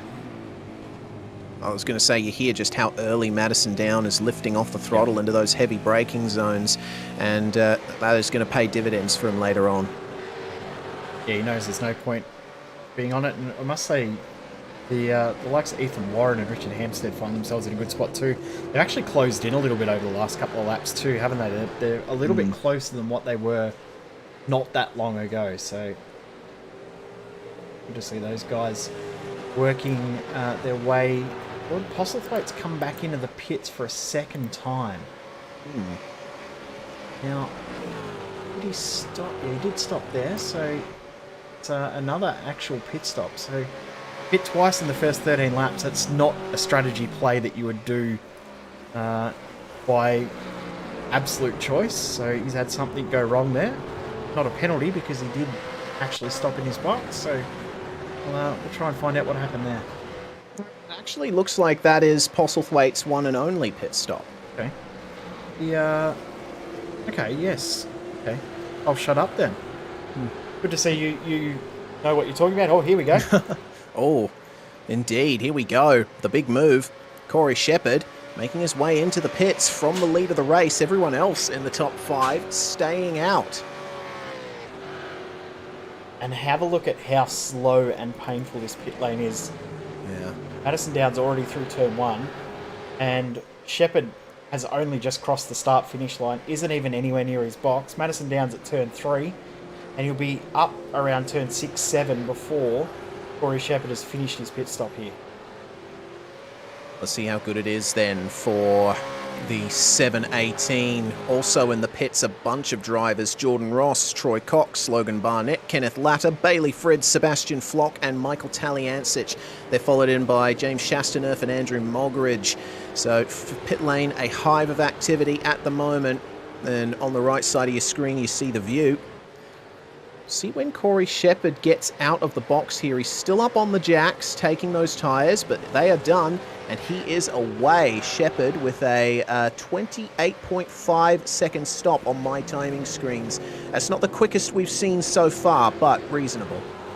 Now, remember, he's gone longer in the stint as well, so he's gone longer Yes. out on track than anyone else. But have a look at the difference. About half a lap that you lose in the pit lane with the length of this lane, the long pit stop time that you've got to put a full tank of fuel in the car of around 25-30 seconds.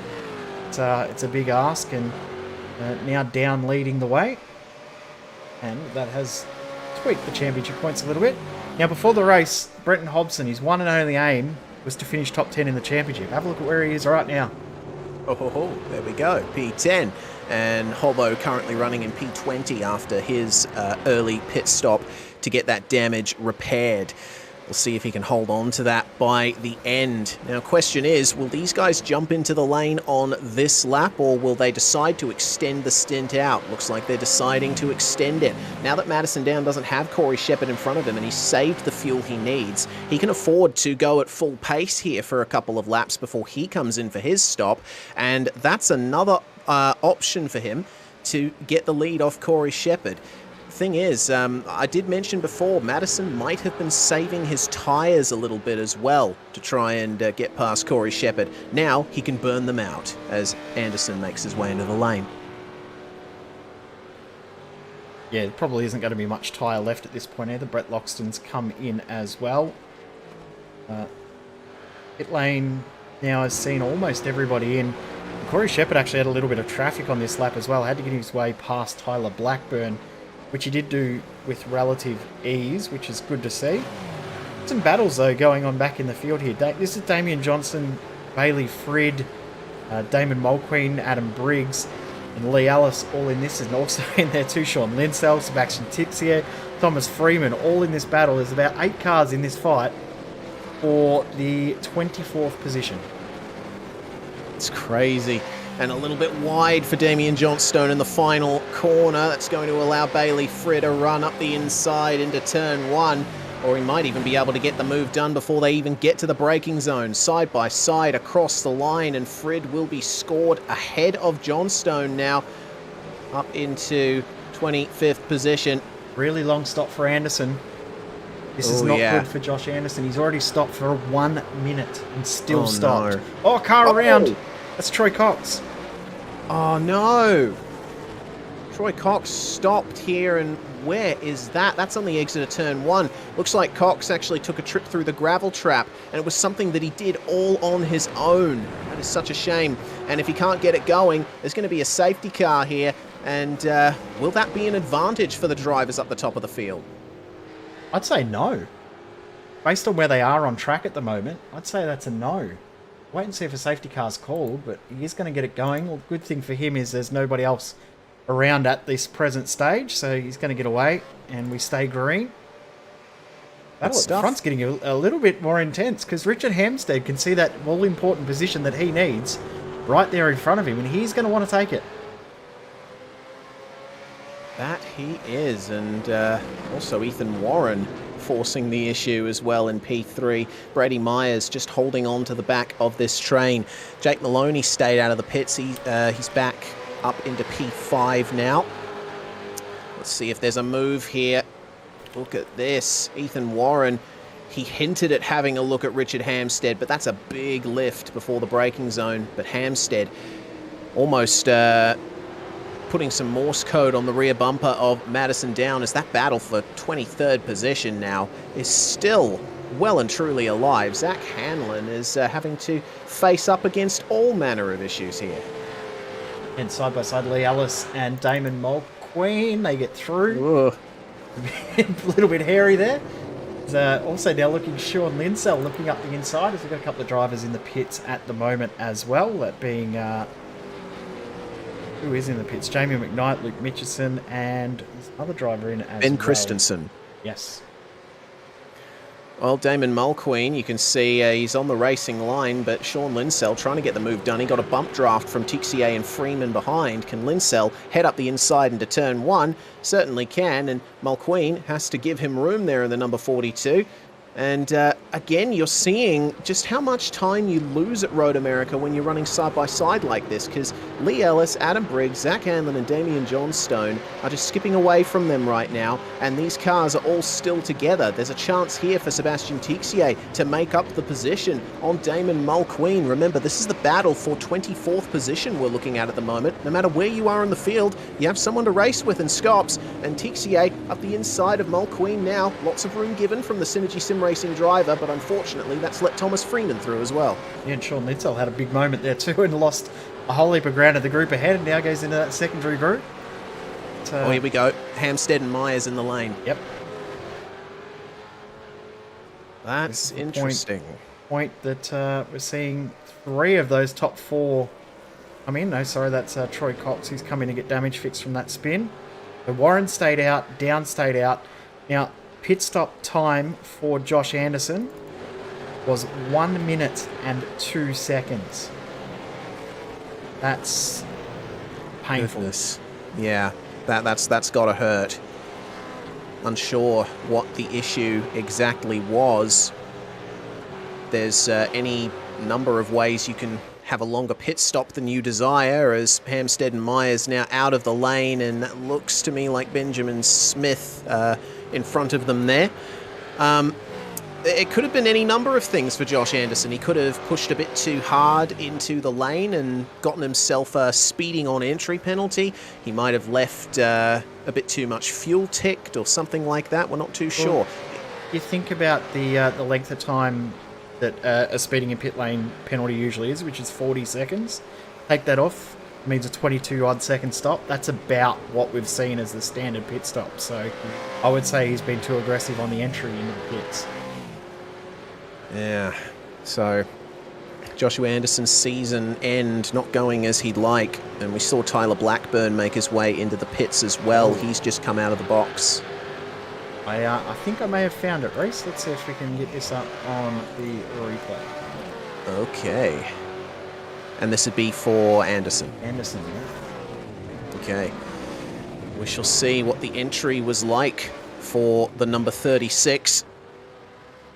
It's a difficult pit entry here at Road America. It does seem straightforward, but you got to go up a hill on the way in, and the compression encourages you to brake a little later. But you see there, Anderson, he locked up on the way in. He was just carrying way too much speed past the entry cones, and that's what sealed it.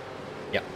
That's what resulted in that penalty for him. And at the cones themselves was doing 102 kilometres an hour. That is quite a sight greater than the 72 kilometre an hour pit speed limit.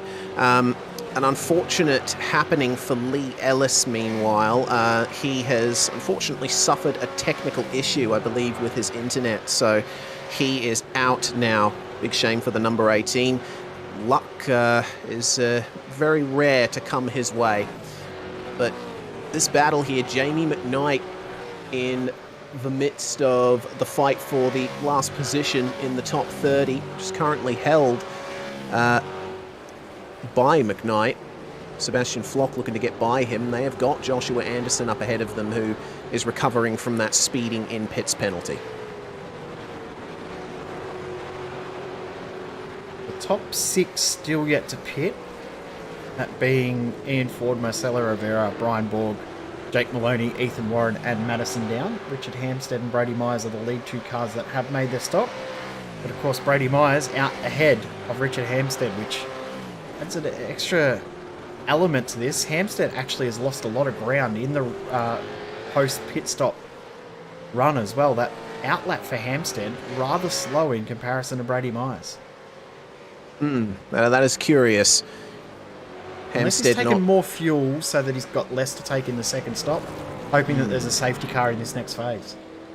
That might be it, as, look at that, Madison Down and Ethan Warren fighting for this lead here, and Kurt Stenberg fighting with Jordan Ross. I just saw that on my timing screen. Evidently you did as well, Jay, as Ross encounters that bump at the exit of the curb. That is one place you don't want to be. Massively unsettles the car. Oh, a spinner. That's one of the Synergy Mustangs, Damon Mulqueen at turn 5. Yep. Damon around. No contact. He did it on his own. Okay. Picked up the throttle a little too aggressively, it looks like, and just spun out. Maloney, Borg, and Rivera are in the lane 2, meanwhile. Sorry. So this battle here is getting rather interesting. It's the same guys that we've seen earlier, just on a different position now in a slightly different order. Linsell, Hanlon, Tixier, Freeman, and Postlethwaite. I'm pretty sure we've said those names a few times in being involved in a battle.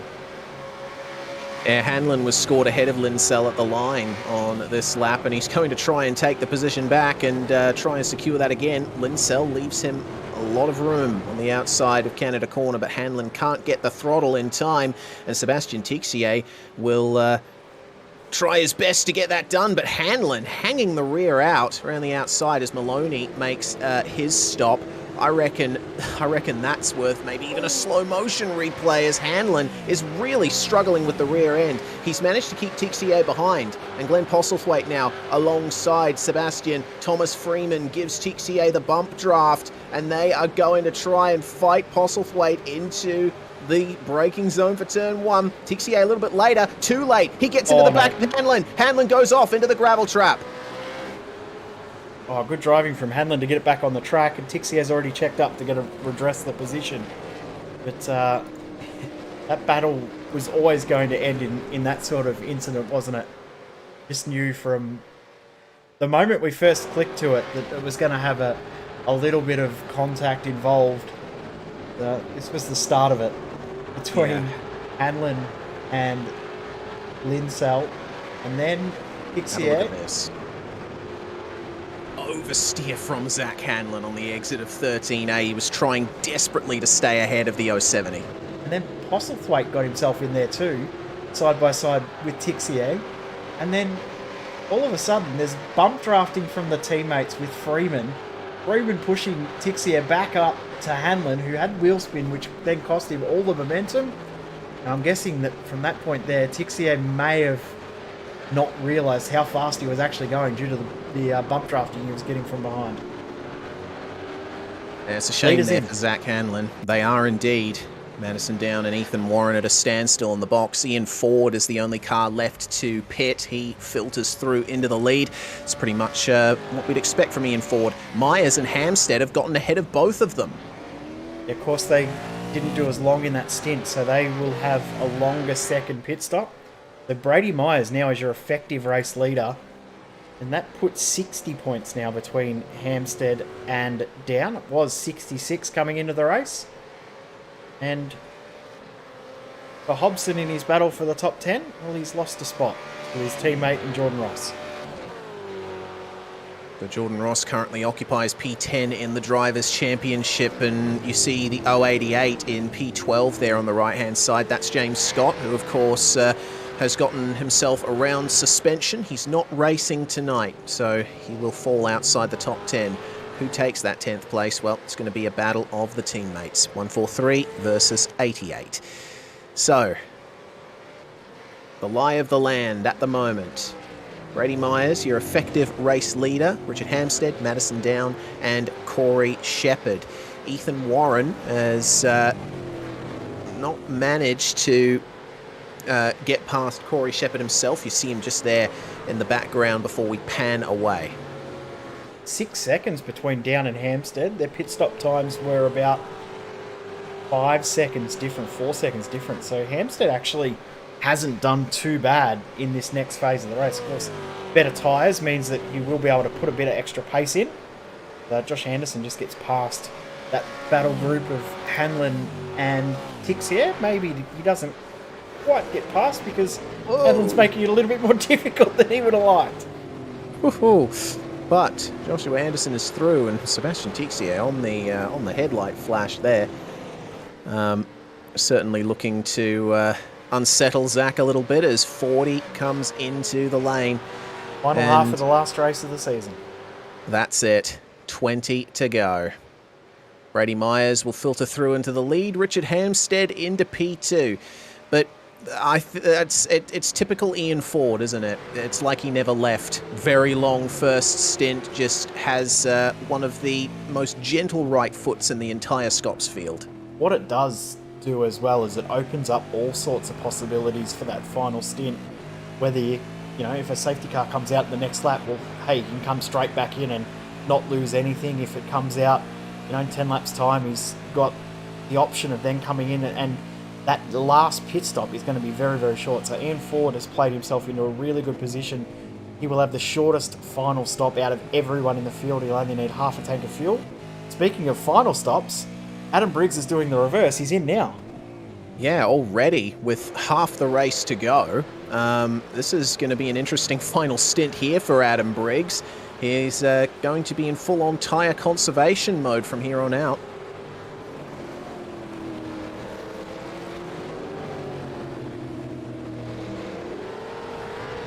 So Jordan Ross, P10 in the championship, P10 on the road right now, having to fend off against Kurt Stenberg and Lee Ellis here, who's back out on track now after his internet issues. Ellis scored down in 36th position at the moment, but with Kurt Stenberg, his teammate in their specific sub-team of Trans-Tasman Racing, those two have been racing together for a long time, and oh dear, That's Tixier.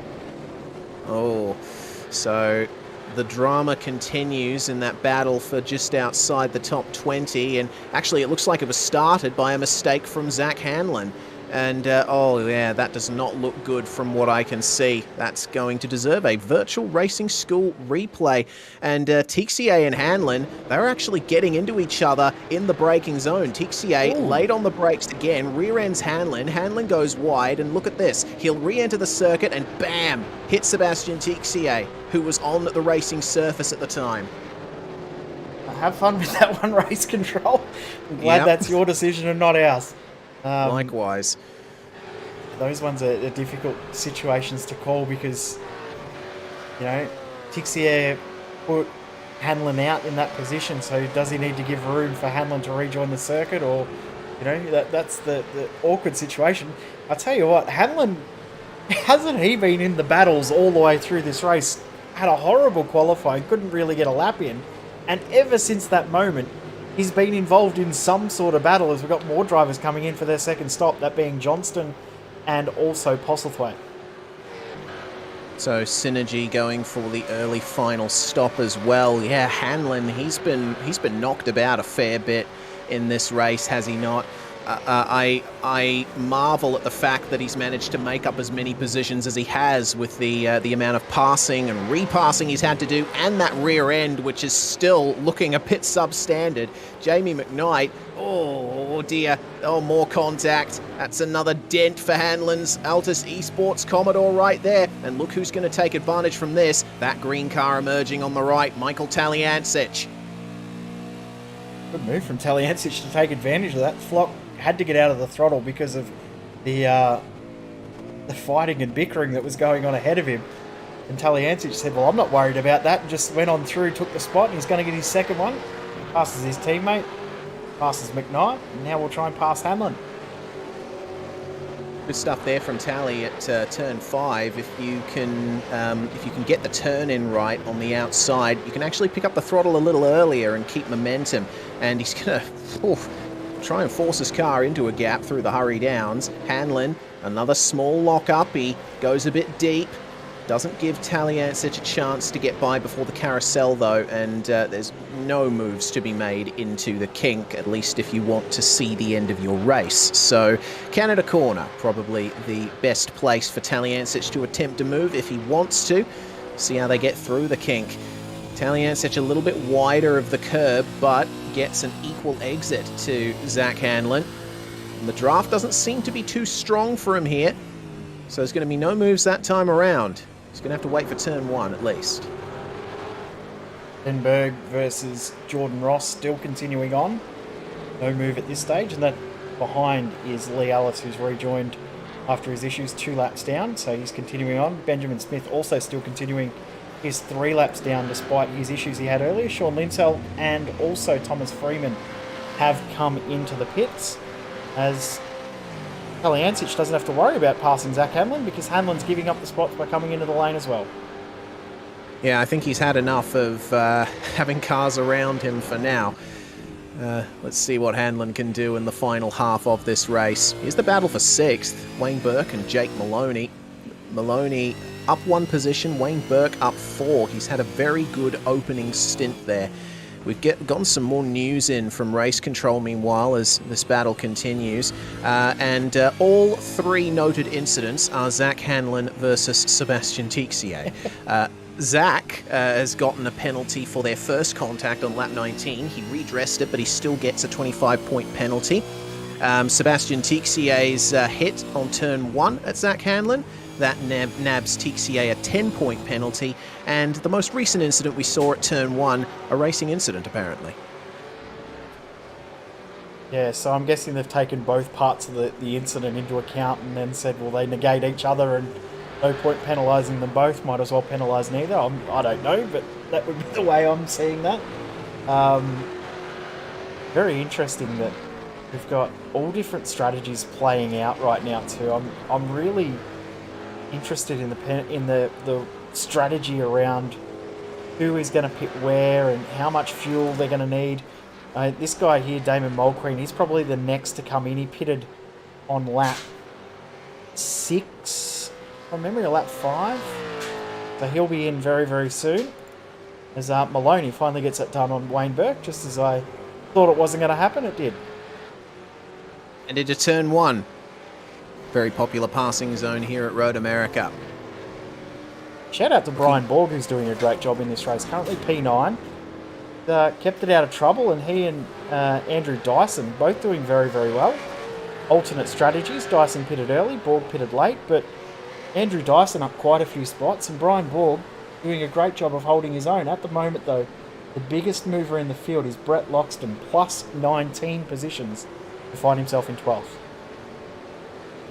And considering the early run-ins with Lee Ellis in this race, that's really good job there from Brett Loxton, as I've noticed Damon Mulqueen bringing the number 42 into the lane as well. But we'll keep our eyes on this fight here. Borgie, the Bryborg, as our good friend Jake Sperry tends to call him, up the inside into the hurry downs. Fantastic move there from Brian Borg. Parks it on the apex and prevents Andrew Dyson from finding a way back through. Really good driving, and the way he parked it on the apex, as you said, just to force Dyson to not be able to get on the throttle as early as he would have liked, just to ensure he held on to the spot. Very, very good driving. Of course, Borg on 9-lap newer tyres, so that probably played a little impact into that as well, but still, that's a fantastic move at this point in the race. Saying that, Dyson's not giving this one up easy. He's going to try and come back through. Not quite close enough. At the very least, he'll try and stay with Brian Borg, maybe snatch a bit of slipstream, save a bit of fuel, get himself some track position while he's at it. But these two all alone on track at the moment. Next car up the road for position is Wayne Burke, and no cars in between them and him because Benjamin Smith is coming into the lane for his second pit stop. Luke Mitchison, who we said had all sorts of dramas in qualifying, didn't get a lap in, started last. He is battling the Split 2 winner, James Chastanoof, at the moment. And go back to this battle because we said that Borg will enjoy being in the lead for a little while. That didn't last very long at all. It did not. Andrew Dyson right back by him at turn 1, but Borgie's going to come back at turn 3. Has a bit of overlap and has to leave room, does Andrew Dyson, but gets a slightly better exit. You can barely put anything between them in terms of acceleration. He's just inching ahead down this straight, but he will have the inside for turn 5. And Brian Borg, well, he's going to try his darndest to be ahead into turn 5. Is it going to work for him? No, he has to get back on the brakes there, otherwise he was going to overshoot. So Andrew Dyson holds on for now. That got very, very close too, didn't it, between them?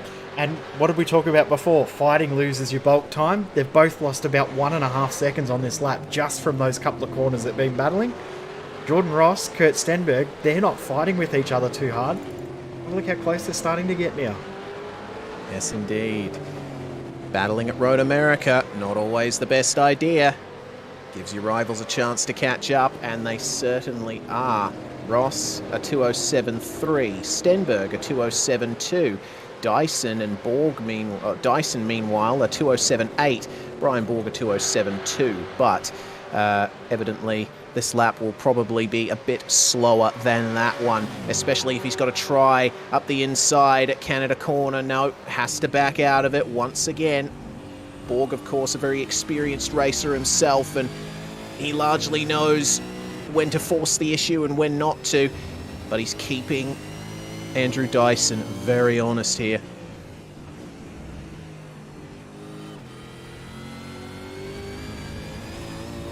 Gap at the front starting to get very close as Dyson decides, well, no point fighting anymore.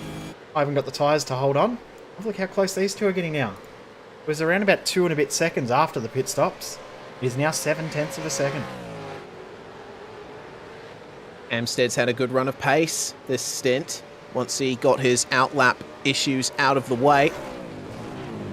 206.3 on the last lap versus a 206.9 for Brady Myers. So that last lap incredibly good for Richard Amsted.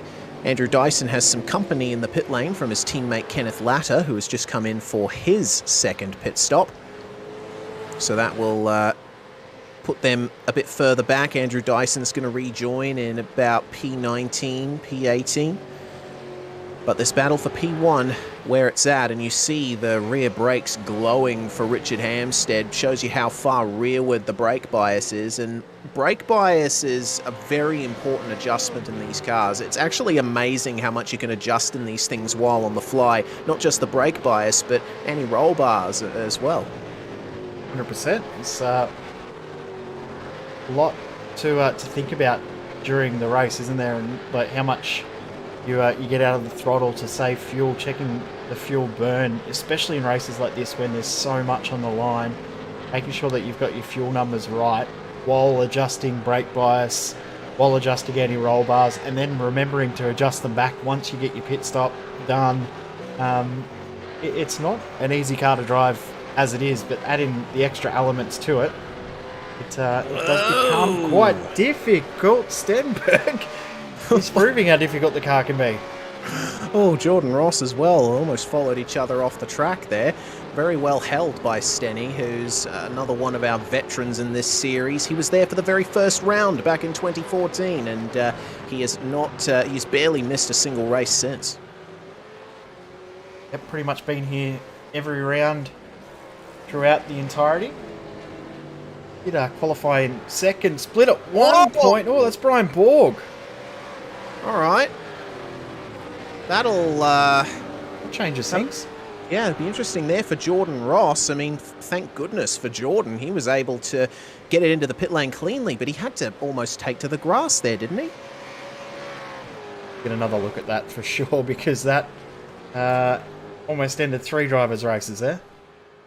Man, he did have to take to the grass. So what happened to Brian Borg? Looks like he lost traction, caught the grass on the exit of the final turn, spins around. He does manage to get it back going, but at that very point, Jordan Ross decided, hey, it's time to go for the lane. Oh dear, hold on to it. That's some good driving over the grass to make sure he didn't put it in the fence. Well done to Jordan Ross there, and as they came into the pits, they'll exit back out on the track in the exact same order, exact same positions. No real gap between them like there was when they came in. Oh, Hampstead. Oh, goodness me. Yeah, we're starting to get into that stage of the race where fatigue would be starting to set in for a lot of drivers. You know, races of this length, by the halfway point, your focus starts to wander. The amount of mental energy required to drive these cars fast really takes it out of a lot of drivers, as that's Andrew Dyson making a move there on one of the race Race on Oz machines. Yeah, Luke Mitchison just losing a spot there. Said before that he hadn't the best running qualifying, but he has gone up quite a few spots. Up 22 positions, yeah. Same as Brett Loxton and Ben Christensen at the moment. But remember, Loxton and Christensen haven't come in for their second stop yet. And Andrew Dyson is the lead car that has made that second pit stop, currently in P17. So he's got himself in a good position on that strategy call. Pitted pretty much the earliest, well, one of the earliest times you could pit was his teammate in Adam Briggs did pit at the earliest possible point. It's Jordan Ross starting to struggle behind. He gets by the struggling car of Luke Mitchison. It's Brett Loxton comes into the lane.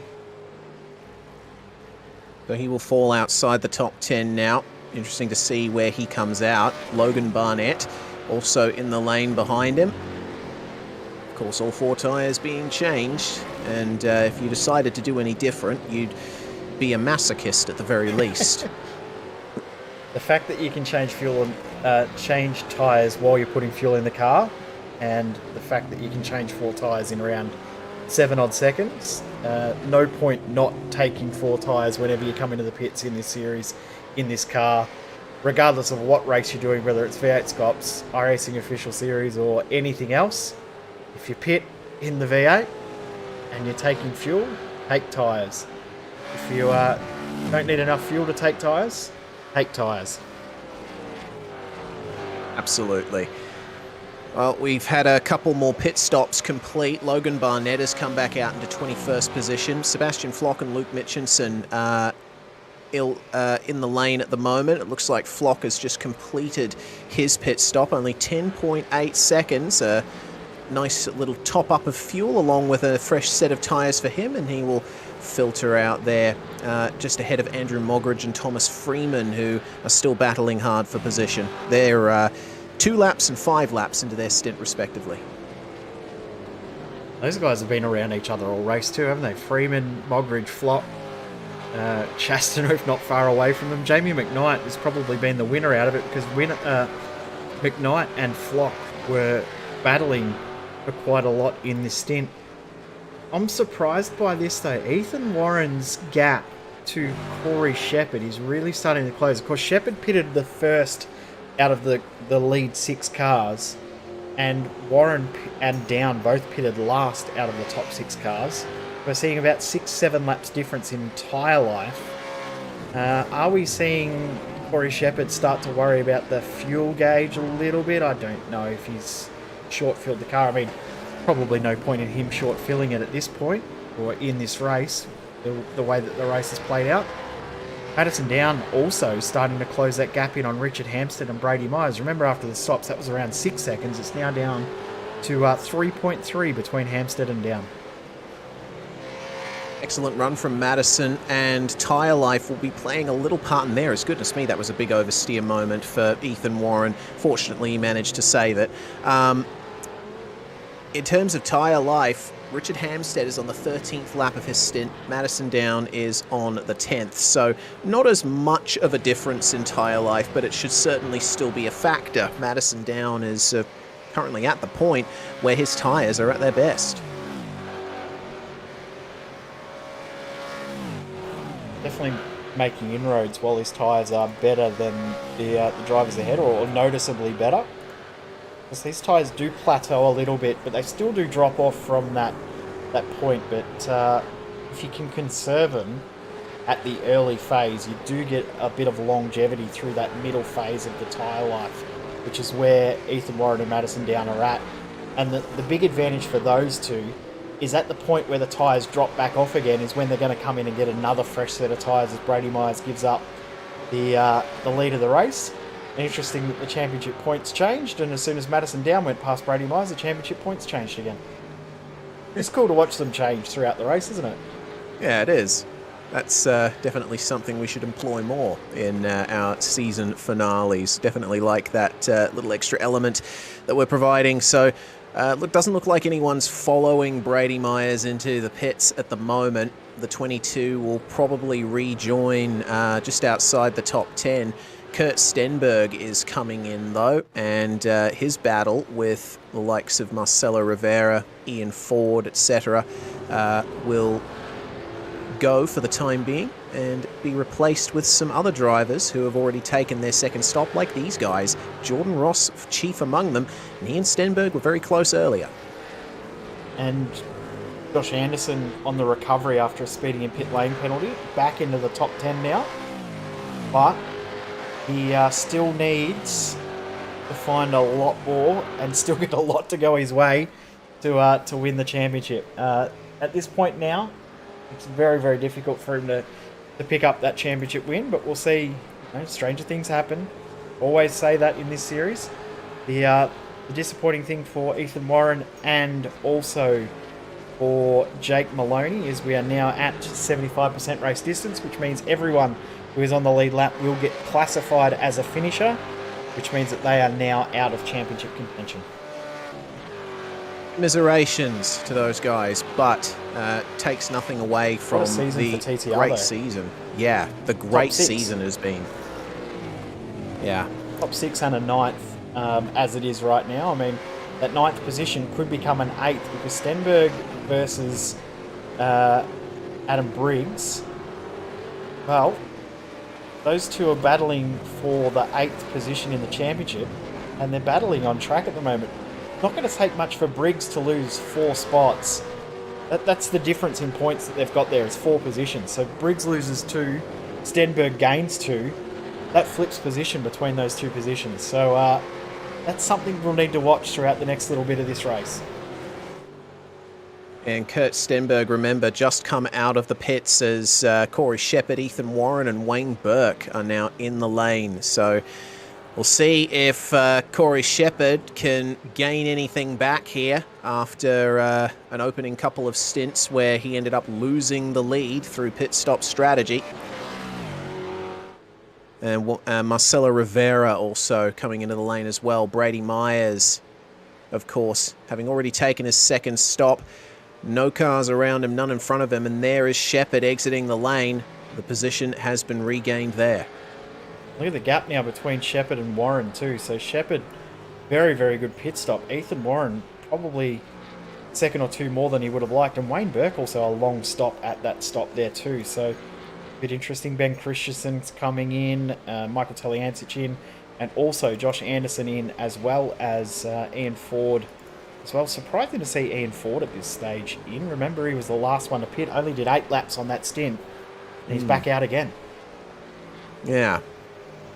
Well, we'll see if he had any extra plans for the final half of this race, did Ian Ford. But Richard Hampstead's the one in the lead at the moment. Madison down P2 and 3.5 seconds behind at the moment. Hampstead has been looking very good towards the end of this second stint, and once he comes in for a second pit stop, maybe that'll be all he needs to try and cruise home for a potential victory. Still has to keep an eye out for Brady Myers, though. Into the lane he comes. And Madison will follow him in. As well.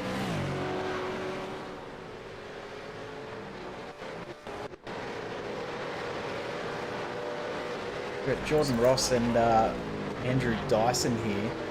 Have a look at this beautiful move from Jordan Ross. Up the inside, nice braking. Good respect from both drivers, and then finishes it off very, very well. Just runs half a car width wide to make sure he didn't lose the spot. Textbook move there from Jordan Ross. Madison down, coming into his box there as Richard Hampstead is already up on the jacks. Who's going to come out ahead? Who has an ace up their sleeve? Jake Maloney will filter through into the lead. We're on board here with Brady Myers as he starts his next lap. Hampstead and down, both back out, and Myers ahead of both of them once more. Brady Myers now the effective race leader, and Corey Shepard Shepard was side by side with Hampstead, and now he's going to lose the spot to Madison down. Shepard tried to fight with Hampstead for that position and ended up running wide, running off the circuit. Yeah, goodness me. Virtual Racing School replay of that one, and that's probably what would have lost Corey Shepard any chance at race victory here. You see Hampstead and down coming out of the lane alongside. Hampstead wants to go over to the left, but Shepard's already there. Shepard sees him and maybe didn't anticipate having to run as wide as he did. Yeah, I think that's it.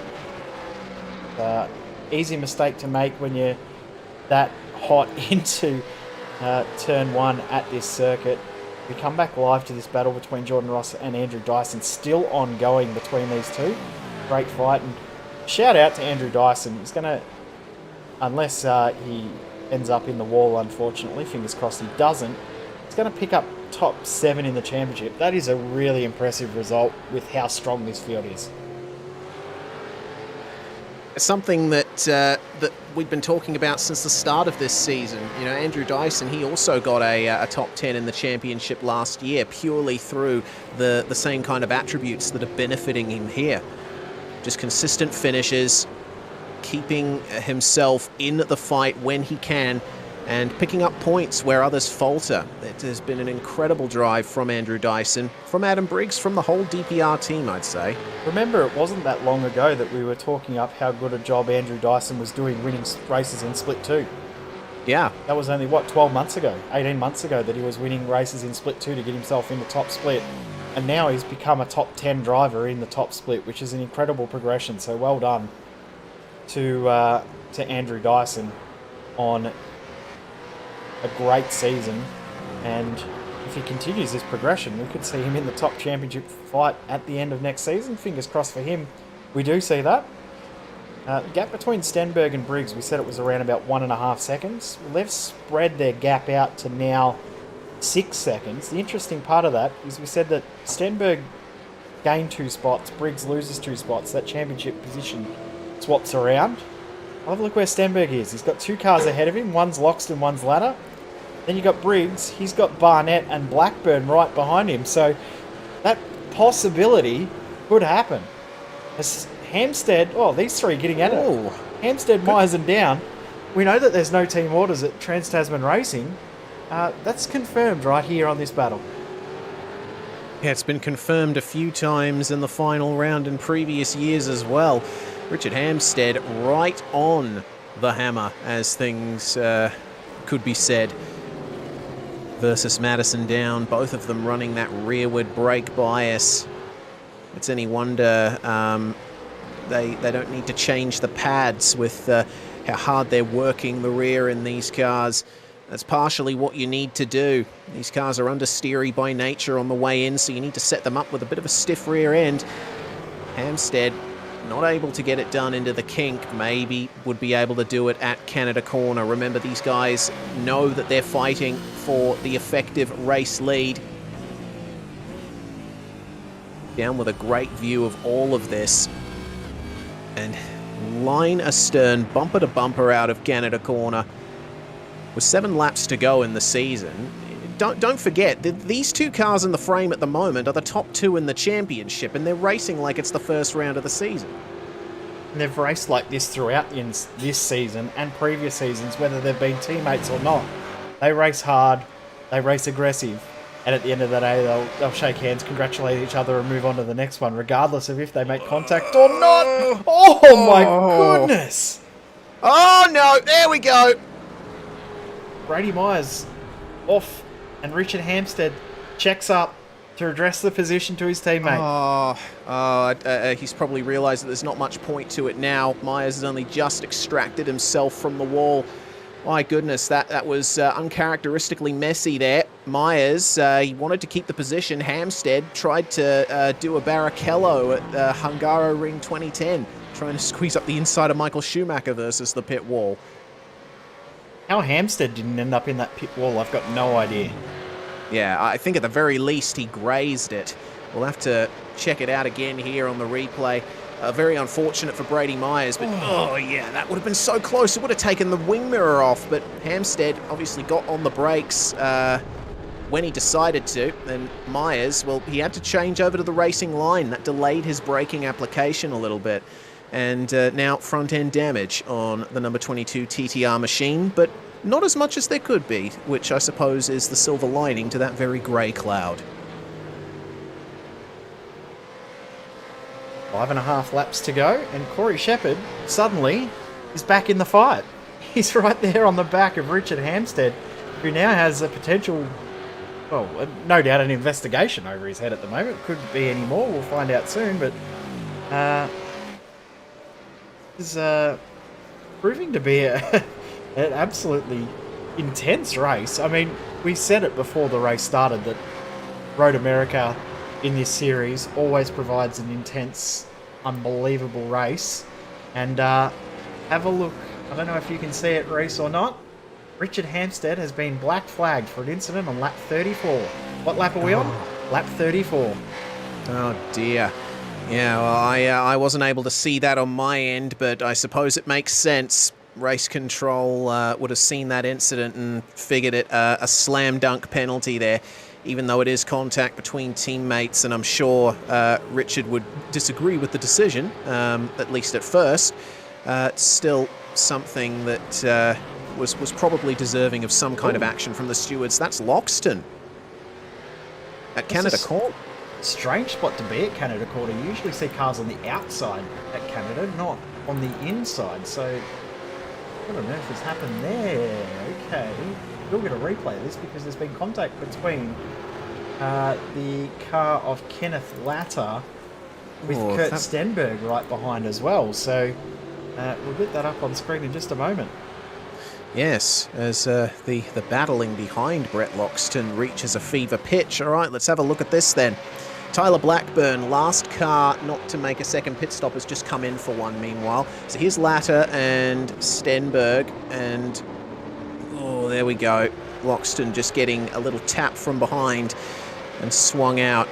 The battling did not continue. Latter just pulling out there coming into 13A. And remember what we said before around, and Kenneth Ladder has just been black flagged as well, no surprise. Remember what we said before about positional changes? It only take 2 spots for Stenberg to gain and 2 spots for Brigg to lose to change that position. Have a look at the battle between 8th and 9th in the live points now. 9 points, 2 positions now separate those two. Oh, that's intense. And also intense is that side-by-side battling there out of turn 5. Goodness me. They are not leaving anything on the table, are they? Bailey Frid and Glenn Postlethwaite as they fight over 18th and 19th and 20th position even. 21st place, Damien Johnstone just up behind them as Richard Hampstead comes into the pits to serve that penalty. Corey Shepard will filter through into 2nd place once again. Think back to Bathurst as well, Corey Shepard and Richard Hampstead, the final couple of laps there. And what happened in that race. So now to see Hampstead give up spots to Corey Shepard because of an incident. A little bit interesting. This fight too, also interesting. Great job to see Ian Ford back out on track. We said before that it's been great to see Ian out there, but not only to see him out there, he's doing a really good job considering how long he's had away from this car. He's up 6 positions from where he started, and you know, in a field like Scops, even making up 4 or 5 positions is often a successful night on merit at least. And like I said earlier, it's like Ian never left. Kenneth Latter, meanwhile, has come back into the pits for his 4th stop of the night, and that's going to be for that penalty. Yeah, that's the penalty right there for the contact with Brett Loxton, who it seems is out there on track right now. Lost the spot to Josh Anderson, so Anderson, it's like he's going to consolidate that 3rd in the championship at this point. But also Adam Briggs getting past Kenneth Ladder there, also gained into position, so that's put him out to 15 points now ahead of Kurt Stenberg. But have a look at who's behind him. 2 drivers that could very easily get these spots. Adam Briggs is going to have to work hard to hold on to this 7th in the championship. This is our closest championship battle in the top 10. Oh, so can Adam Briggs hold off the advances of Ian Ford and Logan Barnett, who are on a quite good turn of pace at the moment? 207.6 for Adam Briggs on the last lap. 207.4 for Ian Ford, and Logan Barnett's just getting dragged along there at the moment. So this could be what ends up deciding that position between Adam Briggs and Kurt Stenberg. If 40 manages to pass the number 72, I think he might get a box of chocolates from Kurt Stenberg. Also would mean that 7 of the top 8 were Trans-Tasman racing drivers in the championship. So very, very successful season for TTR. And who knows what might have been if we had been able to see Cooper Webster and Jordan Caruso be able to fight the full championship. Fingers crossed we can see a little bit more from those guys next season. Of course, both with other racing commitments meant that they haven't been able to compete each and every round, but been a successful season for those guys. But what a breakthrough year for a lot of drivers as well. I mean, Corey Shepard, great job last round and this round with great results in qualifying in the race. Brady Myers, Josh Anderson, also had Cooper Webster and also Jordan Caruso all pick up great results. A small changing of the guard, although Madison Down and Richard Hampstead still at the pointy end. Great to see some new names battling with them at the top. Yeah, I think that, you know, these live points you're seeing on the side of the screen, yes, Trans-Tasman have the top 6 spots in the Drivers' Championship as we check out Frid and Johnstone battling for 19th, but I think that TTR's positioning in the championship doesn't tell the full story. I mean, you think back to the start of the season, to rounds like Road Atlanta, where Trans-Tasman had an uncharacteristic off day, and Altus Esports were able to break through and almost lock out the podium on a couple of occasions. Definitely early on in the season, this was the most competitive Scops season to date, as, goodness me, Johnstone not doing too well to keep the rear end in check out of turn 5. And more side-by-side action here. The Jinx Shifters Mustang on the inside. That's Ben Christensen getting the move done on Brenton Hobson, who is seeing a top 10 in the championship slip gradually out of his reach. He's got our best friends, Jamie McKnight, Sebastian Flock, and James Chastanerve. Oh, the mates continuing on as they are. Well, that's a bit late on the brakes there for Brenton Hobson. He almost got into the back of Christensen. Yep, very, very close. The Madison Down has crossed the start line to get 2 laps to go. Not too long left in this championship. Not too many more positional changes to come. Each one will mean a little bit more with it being so close to the end. Hobson very aggressive there and had to get out of the throttle a little bit more into the king. Saying that, so did Christensen, because he's lost a spot and might lose too. To go defensive versus McKnight. Oh, there's contact. McKnight gets into the back of Hobson. I skip over my tongue there, but Hobson way out into the gravel trap at Canada Corner. He's actually almost out to the tyre wall at the very end as the fighting continues. Sebastian Flock now makes his way around Ben Christensen at 13A. James Chastanerve cannot take advantage. That's a shame for Brenton Hobson, though. An innocent victim in all of that. Yep. That started with it sort of almost looked like both Christensen and McKnight just both weaved into each other. It wasn't anything more than that. I can see why. Jamie McKnight, he actually caught the grass coming through the left-hand bend towards Canada Corner, so that compromised his braking performance there. Ooh, at that point, there wasn't much he could do. Yeah, Briggs. Nearly lost one of those spots. Having to seriously defend now, isn't he? Definitely is. Josh Anderson's coming for these guys too, so I don't know if there's going to be enough time left as Madison Down comes up to start the final lap of the race. Well, just like that, Madison Down will be only 6.5 kilometres away from his 3rd V8SCOPS title.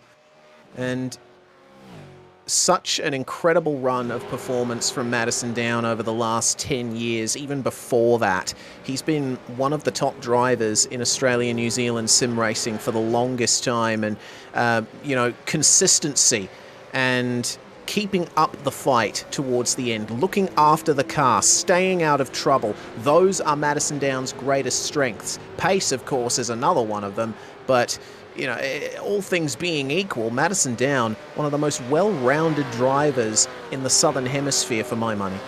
Yep. 100% agree. And the fact that he's been able to do it for such a long time shows the sort of driver and sort of person he is. Done a very, very good job. Very, very successful. I think what's the worst he's finished in the championship has been 3rd or something. So it doesn't matter whether he's having the best season or the worst season. Even at his worst, he's still having great results. Great championships the whole way through. Half a lap to go. Shepard's closing, but I don't think Down's got too much to worry about. Even if he gives up the spot, it's still a championship win. Indeed it is. One more race control decision has just come through. That contact between Jamie McKnight and Brenton Hobson. No surprise that Jamie McKnight has picked up a 30-point penalty for that mistake. But our attention must turn fully to the car with the red banner on the windshield, denoting him as the championship leader. He came into this round in the lead. He is going to come out of it with both hands on the trophy. Couple more corners to go now for Madison Down. He can see it. He can feel it. The final turn here at Road America, incredibly challenging, but Down doesn't have to worry about anything. Just nice and smooth on the throttle. Keeps Corey Shepard behind. The checkered flag will come out. And Madison Down, flashing the headlights, weaving across the circuit. He is your 2021 Virtual Racing School V8SCOPS champion. What a season for Trans-Tasman Racing as well, picking up 7 in the top 9, top 6 in the championship. Well done to Corey Shepard as well on P2. Started from pole, finishes 2nd, and Jake Maloney, Brady Myers, they just had a battle to the line there. We'll get a replay of that very, very soon. Andrew Dyson and Jordan Ross, what a drive from both of these guys as well. Done a very, very good job. Jordan Ross finishes in 8th. Andrew Dyson in 9th. Biggest mover in the field, though, Glenn Postlethwaite. Remember, he didn't get a lap in qualifying. He's going to finish in the top 20. He's going to get 18th position. Up 24 from where he started. What a brilliant drive it has been from Posy. And another one of those drivers that has never not been a factor in V8SCOPS. All of the turns are completed. All he has to do is snick up through the gears and away he'll come for an 18th place finish there, just ahead of Bailey Frid. Damien Johnstone's going to gain 2 positions and finish in the top 20 for his troubles. But Madison Down won't be worrying about any of that. He's just focusing on the moment right now. Championship title number 3 in Virtual Racing School V8SCOPS. He can add that to the many virtual trophies that he has in his virtual cabinet. And I don't see how one could not be satisfied in his position with the performance he's put on this year. Been absolutely dominant. When he's been in his best form, he's been by far the best in the field, and on his worst days he's still had great results.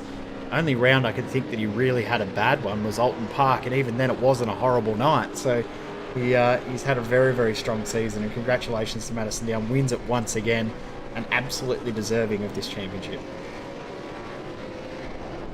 I don't think he's got any fuel left though. No, certainly not enough to perform any burnouts. Just avoiding the runoff area at turn 5 there. So Down will probably come trickling to a stop on this uphill.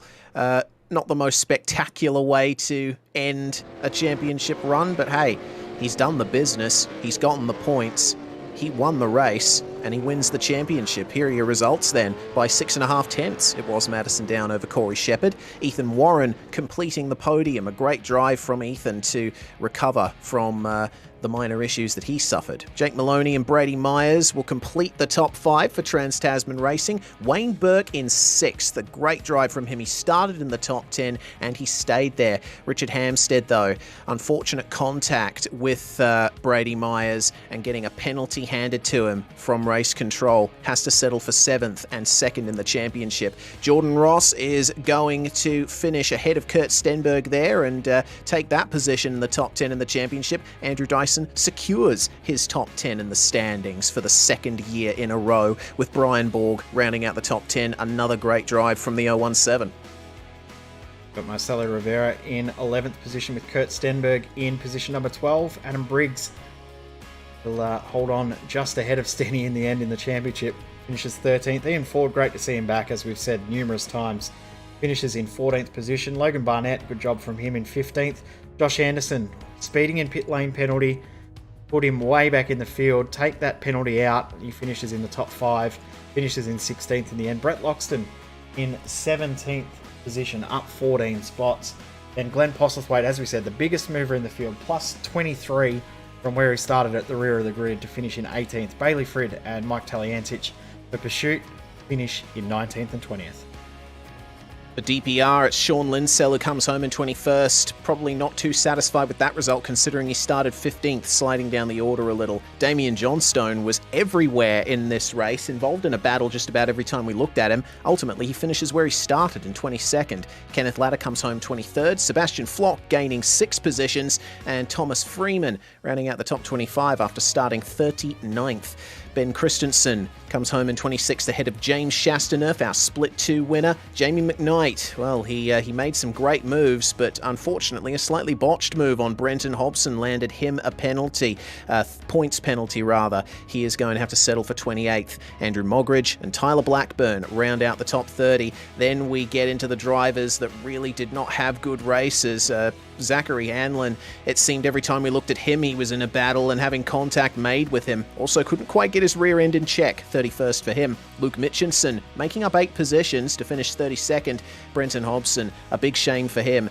Did not work out for him in the final laps, and 10th place in the championship slipped away from him. Damon Mulqueen, the final of our cars to have crossed the line. Benjamin Smith is going to get classified. and unfortunately Lee Ellis and Sebastian Tixier retiring from this race, as well as Troy Cox, Corey McFarlane and Dylan Rudd. Troy Maguire was out on the grid, involved in that start line pile-up. Well then, it's time to bring things to a close here in terms of driver interviews, and who else would we bring in first other than P1 in the race and P1 in the championship? It's title number 3 for you, Madison Down. Congratulations. It's been a great season. Yeah, thanks, Reese. Mega season in 2021. Awesome to keep the number 1 on the Virtual Racing School Commodore. So, yeah, can't ask for much more, really. It's been a consistent season overall. Had a bad start to the year, but managed to bring it back strong at the end. That you did, and I suppose I should ask you, what was the point in the season where you knew for sure that the title was in your hands? It's always after the Enduro Cup, really, especially getting some good points in most of those races, and Bathurst obviously went quite well for us with a race win. So looking at how the championship was panning out from that point, it was looking increasingly good in the standings. So from that point, it was just trying not to focus on the result and just make sure, take one race at a time. And if you just focus on trying to win every race, you know, the rest kind of looks after itself. Talking about this race just now, your opening stint behind Corey Shepard, noticed quite a bit of fuel saving from you, and you're thinking behind that, I suppose, just to try and get ahead of him in the pits? Yeah, absolutely. Just try and shorten the time that I was stationary in the pit lane. And basically, this track is so easy to stay with someone in the draft that it really wasn't worth just putting myself in front for half a second extra track position. It's not too difficult of a track to pass, and so I knew I wasn't going to be able to skip away. So it was just a matter of saving as much fuel as I can to give myself a bit of strategy flexibility in the race, and that worked out quite well. You know, in that middle stint of the race, it was all a bit slow, and we weren't sure how it was going to pan out. But at the end, we were all back together on track, and I guess fireworks happened there, unfortunately. Yeah, what was your view on that incident? Because from our point of view, it looked kind of messy. Yeah, it's an awkward one for sure. It's not good when you've got team cars running into each other, but you know, you're going to get that. I mean, we've 1 through 6 in the championship this year, so you're going to have your moments like that, unfortunately, where we've been racing each other as often as we have, and you know, we race each other really hard, and it's probably a surprise that we don't have that happen more often. But I didn't really see it. I just saw it was close going down to the right-hand side. I just moved across to the left and thought I'll try my hand around the outside of turn 1 and give myself the clear run. And next thing I saw, Brady was flying across the front of my car, basically out of control towards the fence. So very, very lucky for me to not get cleaned up and involved in it. But yeah, really unfortunate for those two. I mean, that really basically sealed the deal with the championship from that point for me. And obviously, upsetting to see Brady end up basically out of contention for his first win. I know he's fighting pretty hard for that. I'm sure he will get it soon enough. Well, you do mention Trans-Tasman taking the top 6 positions in the drivers' standings. An excellent 2021. Have you guys started thinking about 2022 yet? Not too much. I mean, obviously the plan is to keep that success rolling on. I will say it was a bit of a shame towards the end of the year to lose the Altus Esports guys, and the field kind of dropped off a little bit, which obviously helped that result. But it'll be good to see the series back a little bit more competitive with Altus guys back, and there was a few ERT cars that did this round, so it'd be great to see that team back as well in 2022. But yeah, we'll see what happens. I mean, we're really happy with our result anyway. I mean, I think we pretty much played the championship as well as what we could. We generally speaking had quite a fast car, and we had our tough battles with particularly Altus Esports across the year. But on the most part, it was all pretty clean, and we had a great time basically. Well, the floor is yours now, Madison Down, for the final time in 2021. Who do you have to thank for your championship title? Everybody at Trans-Tasman Racing. Just everyone's put a lot of effort into this year, and it hasn't just been about, you know, the setups and making cars go fast. It's been people supporting each other mentally, and really everyone's been working together as a team really, really well, and just pushing each other to new levels every round. And we've been utilizing Virtual Racing School software every single round, just analyzing the data, pushing each other to that next level. And yeah, I think you can see the results speak for themselves there. But obviously a big thank you to Virtual Racing School, not only sponsors of the series, but also my car. So a massive thank you to them. And again, tonight we ran on the Virtual Racing School data pack setup. So that's able to be downloaded from this week's data pack. So enjoy that one. And obviously to all our other sponsors as well, Parenzo, Extreme Motor Trimming, Bianti, they're leaving us at the end of this round, but they've been a great supporter of Richard's car and the team as a whole. Card Effects Model Cars as well. There's so many to thank, but a huge thank you to everyone as well for watching and their support. It's been a fantastic 2021 season, and I'm sure it'll keep going strength to strength. Yet another well-deserved championship title for Madison Down in the Virtual Racing School V8SCOPS. A well-deserved second place in this race, meanwhile, Corey Shepard. Well, Corey, we saw the first real hints of your upturn in pace this time last year when you started on the front row at Road America. Did it for the second time in the row, but this time you got pole position. How did you feel about that lap? Yeah, I was stoked to put it on pole. That was awesome. I like this track a lot, so that might be why I was so good last time as well. But really happy to go all the way this time in quali and put it right up the front. But the whole race was pretty good. It was good to lead the first stint and all that. But did our best in the second and third. Didn't quite get there, but it was a good race. So really happy.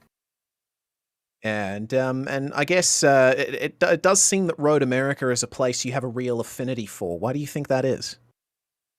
I'm not too sure, to be honest. There's certain tracks for me that I really just click with, and I just find a lot of pace, but I'm trying to get that with all tracks. So we're just trying to keep getting better and faster, and that's all we can do. What's 2022 looking like for you and the boys at Premier Racing Team? Yeah, we're just hoping to keep improving and pushing one another, and hopefully end up further up in the standings of the championship for SCOPS this time.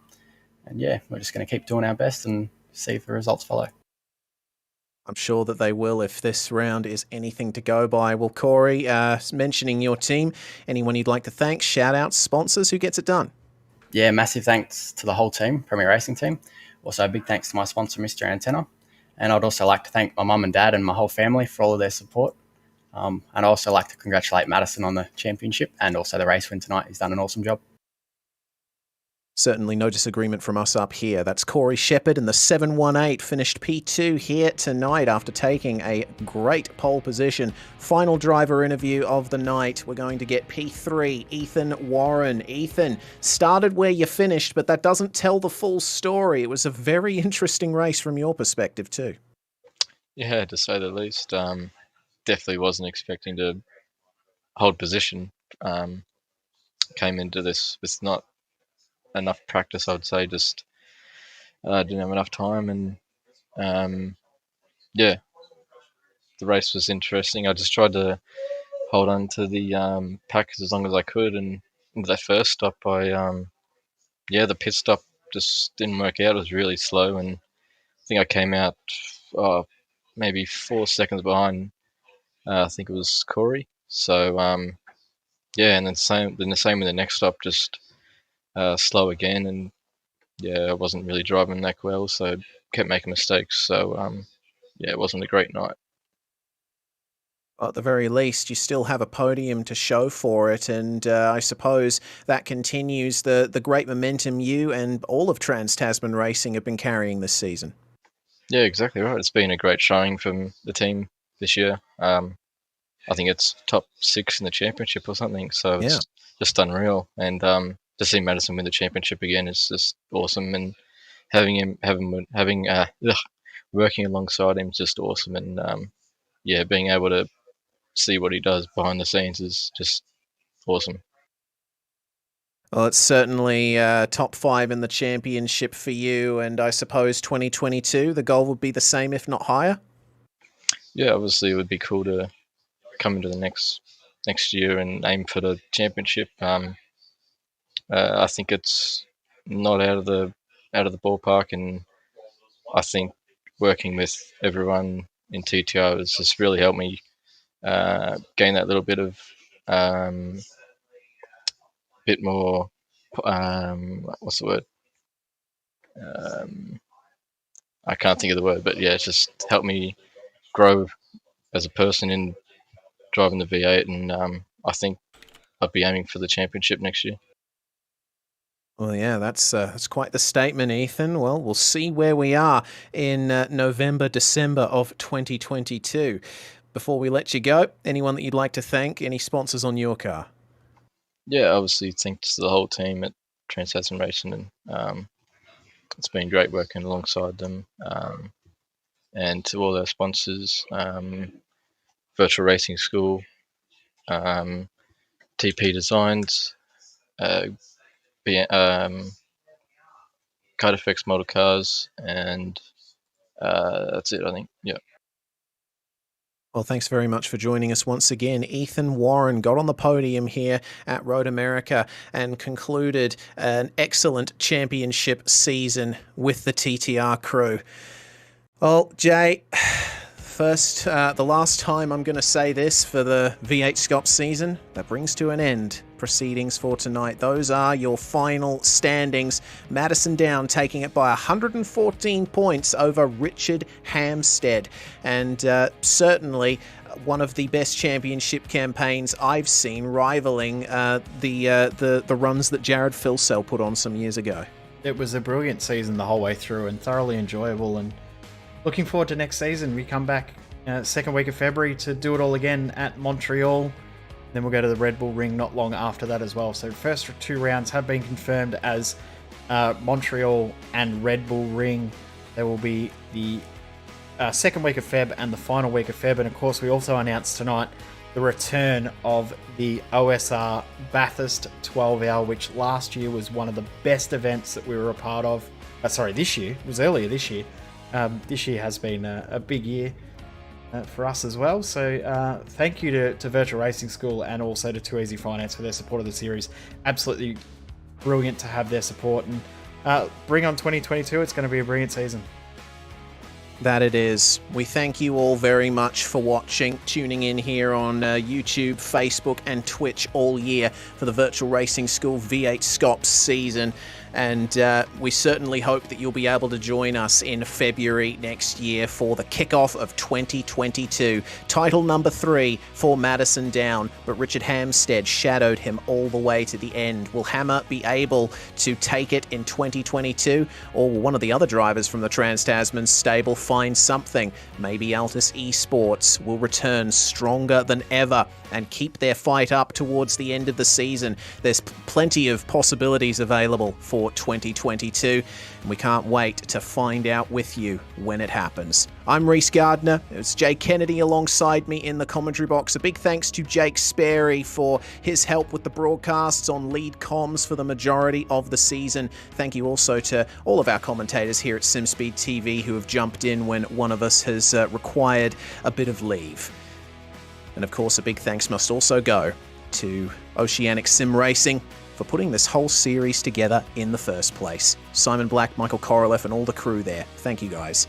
From all of us here at SimSpeed TV, we say congratulations to Madison Down and Trans-Tasman Racing, and it's bye for now.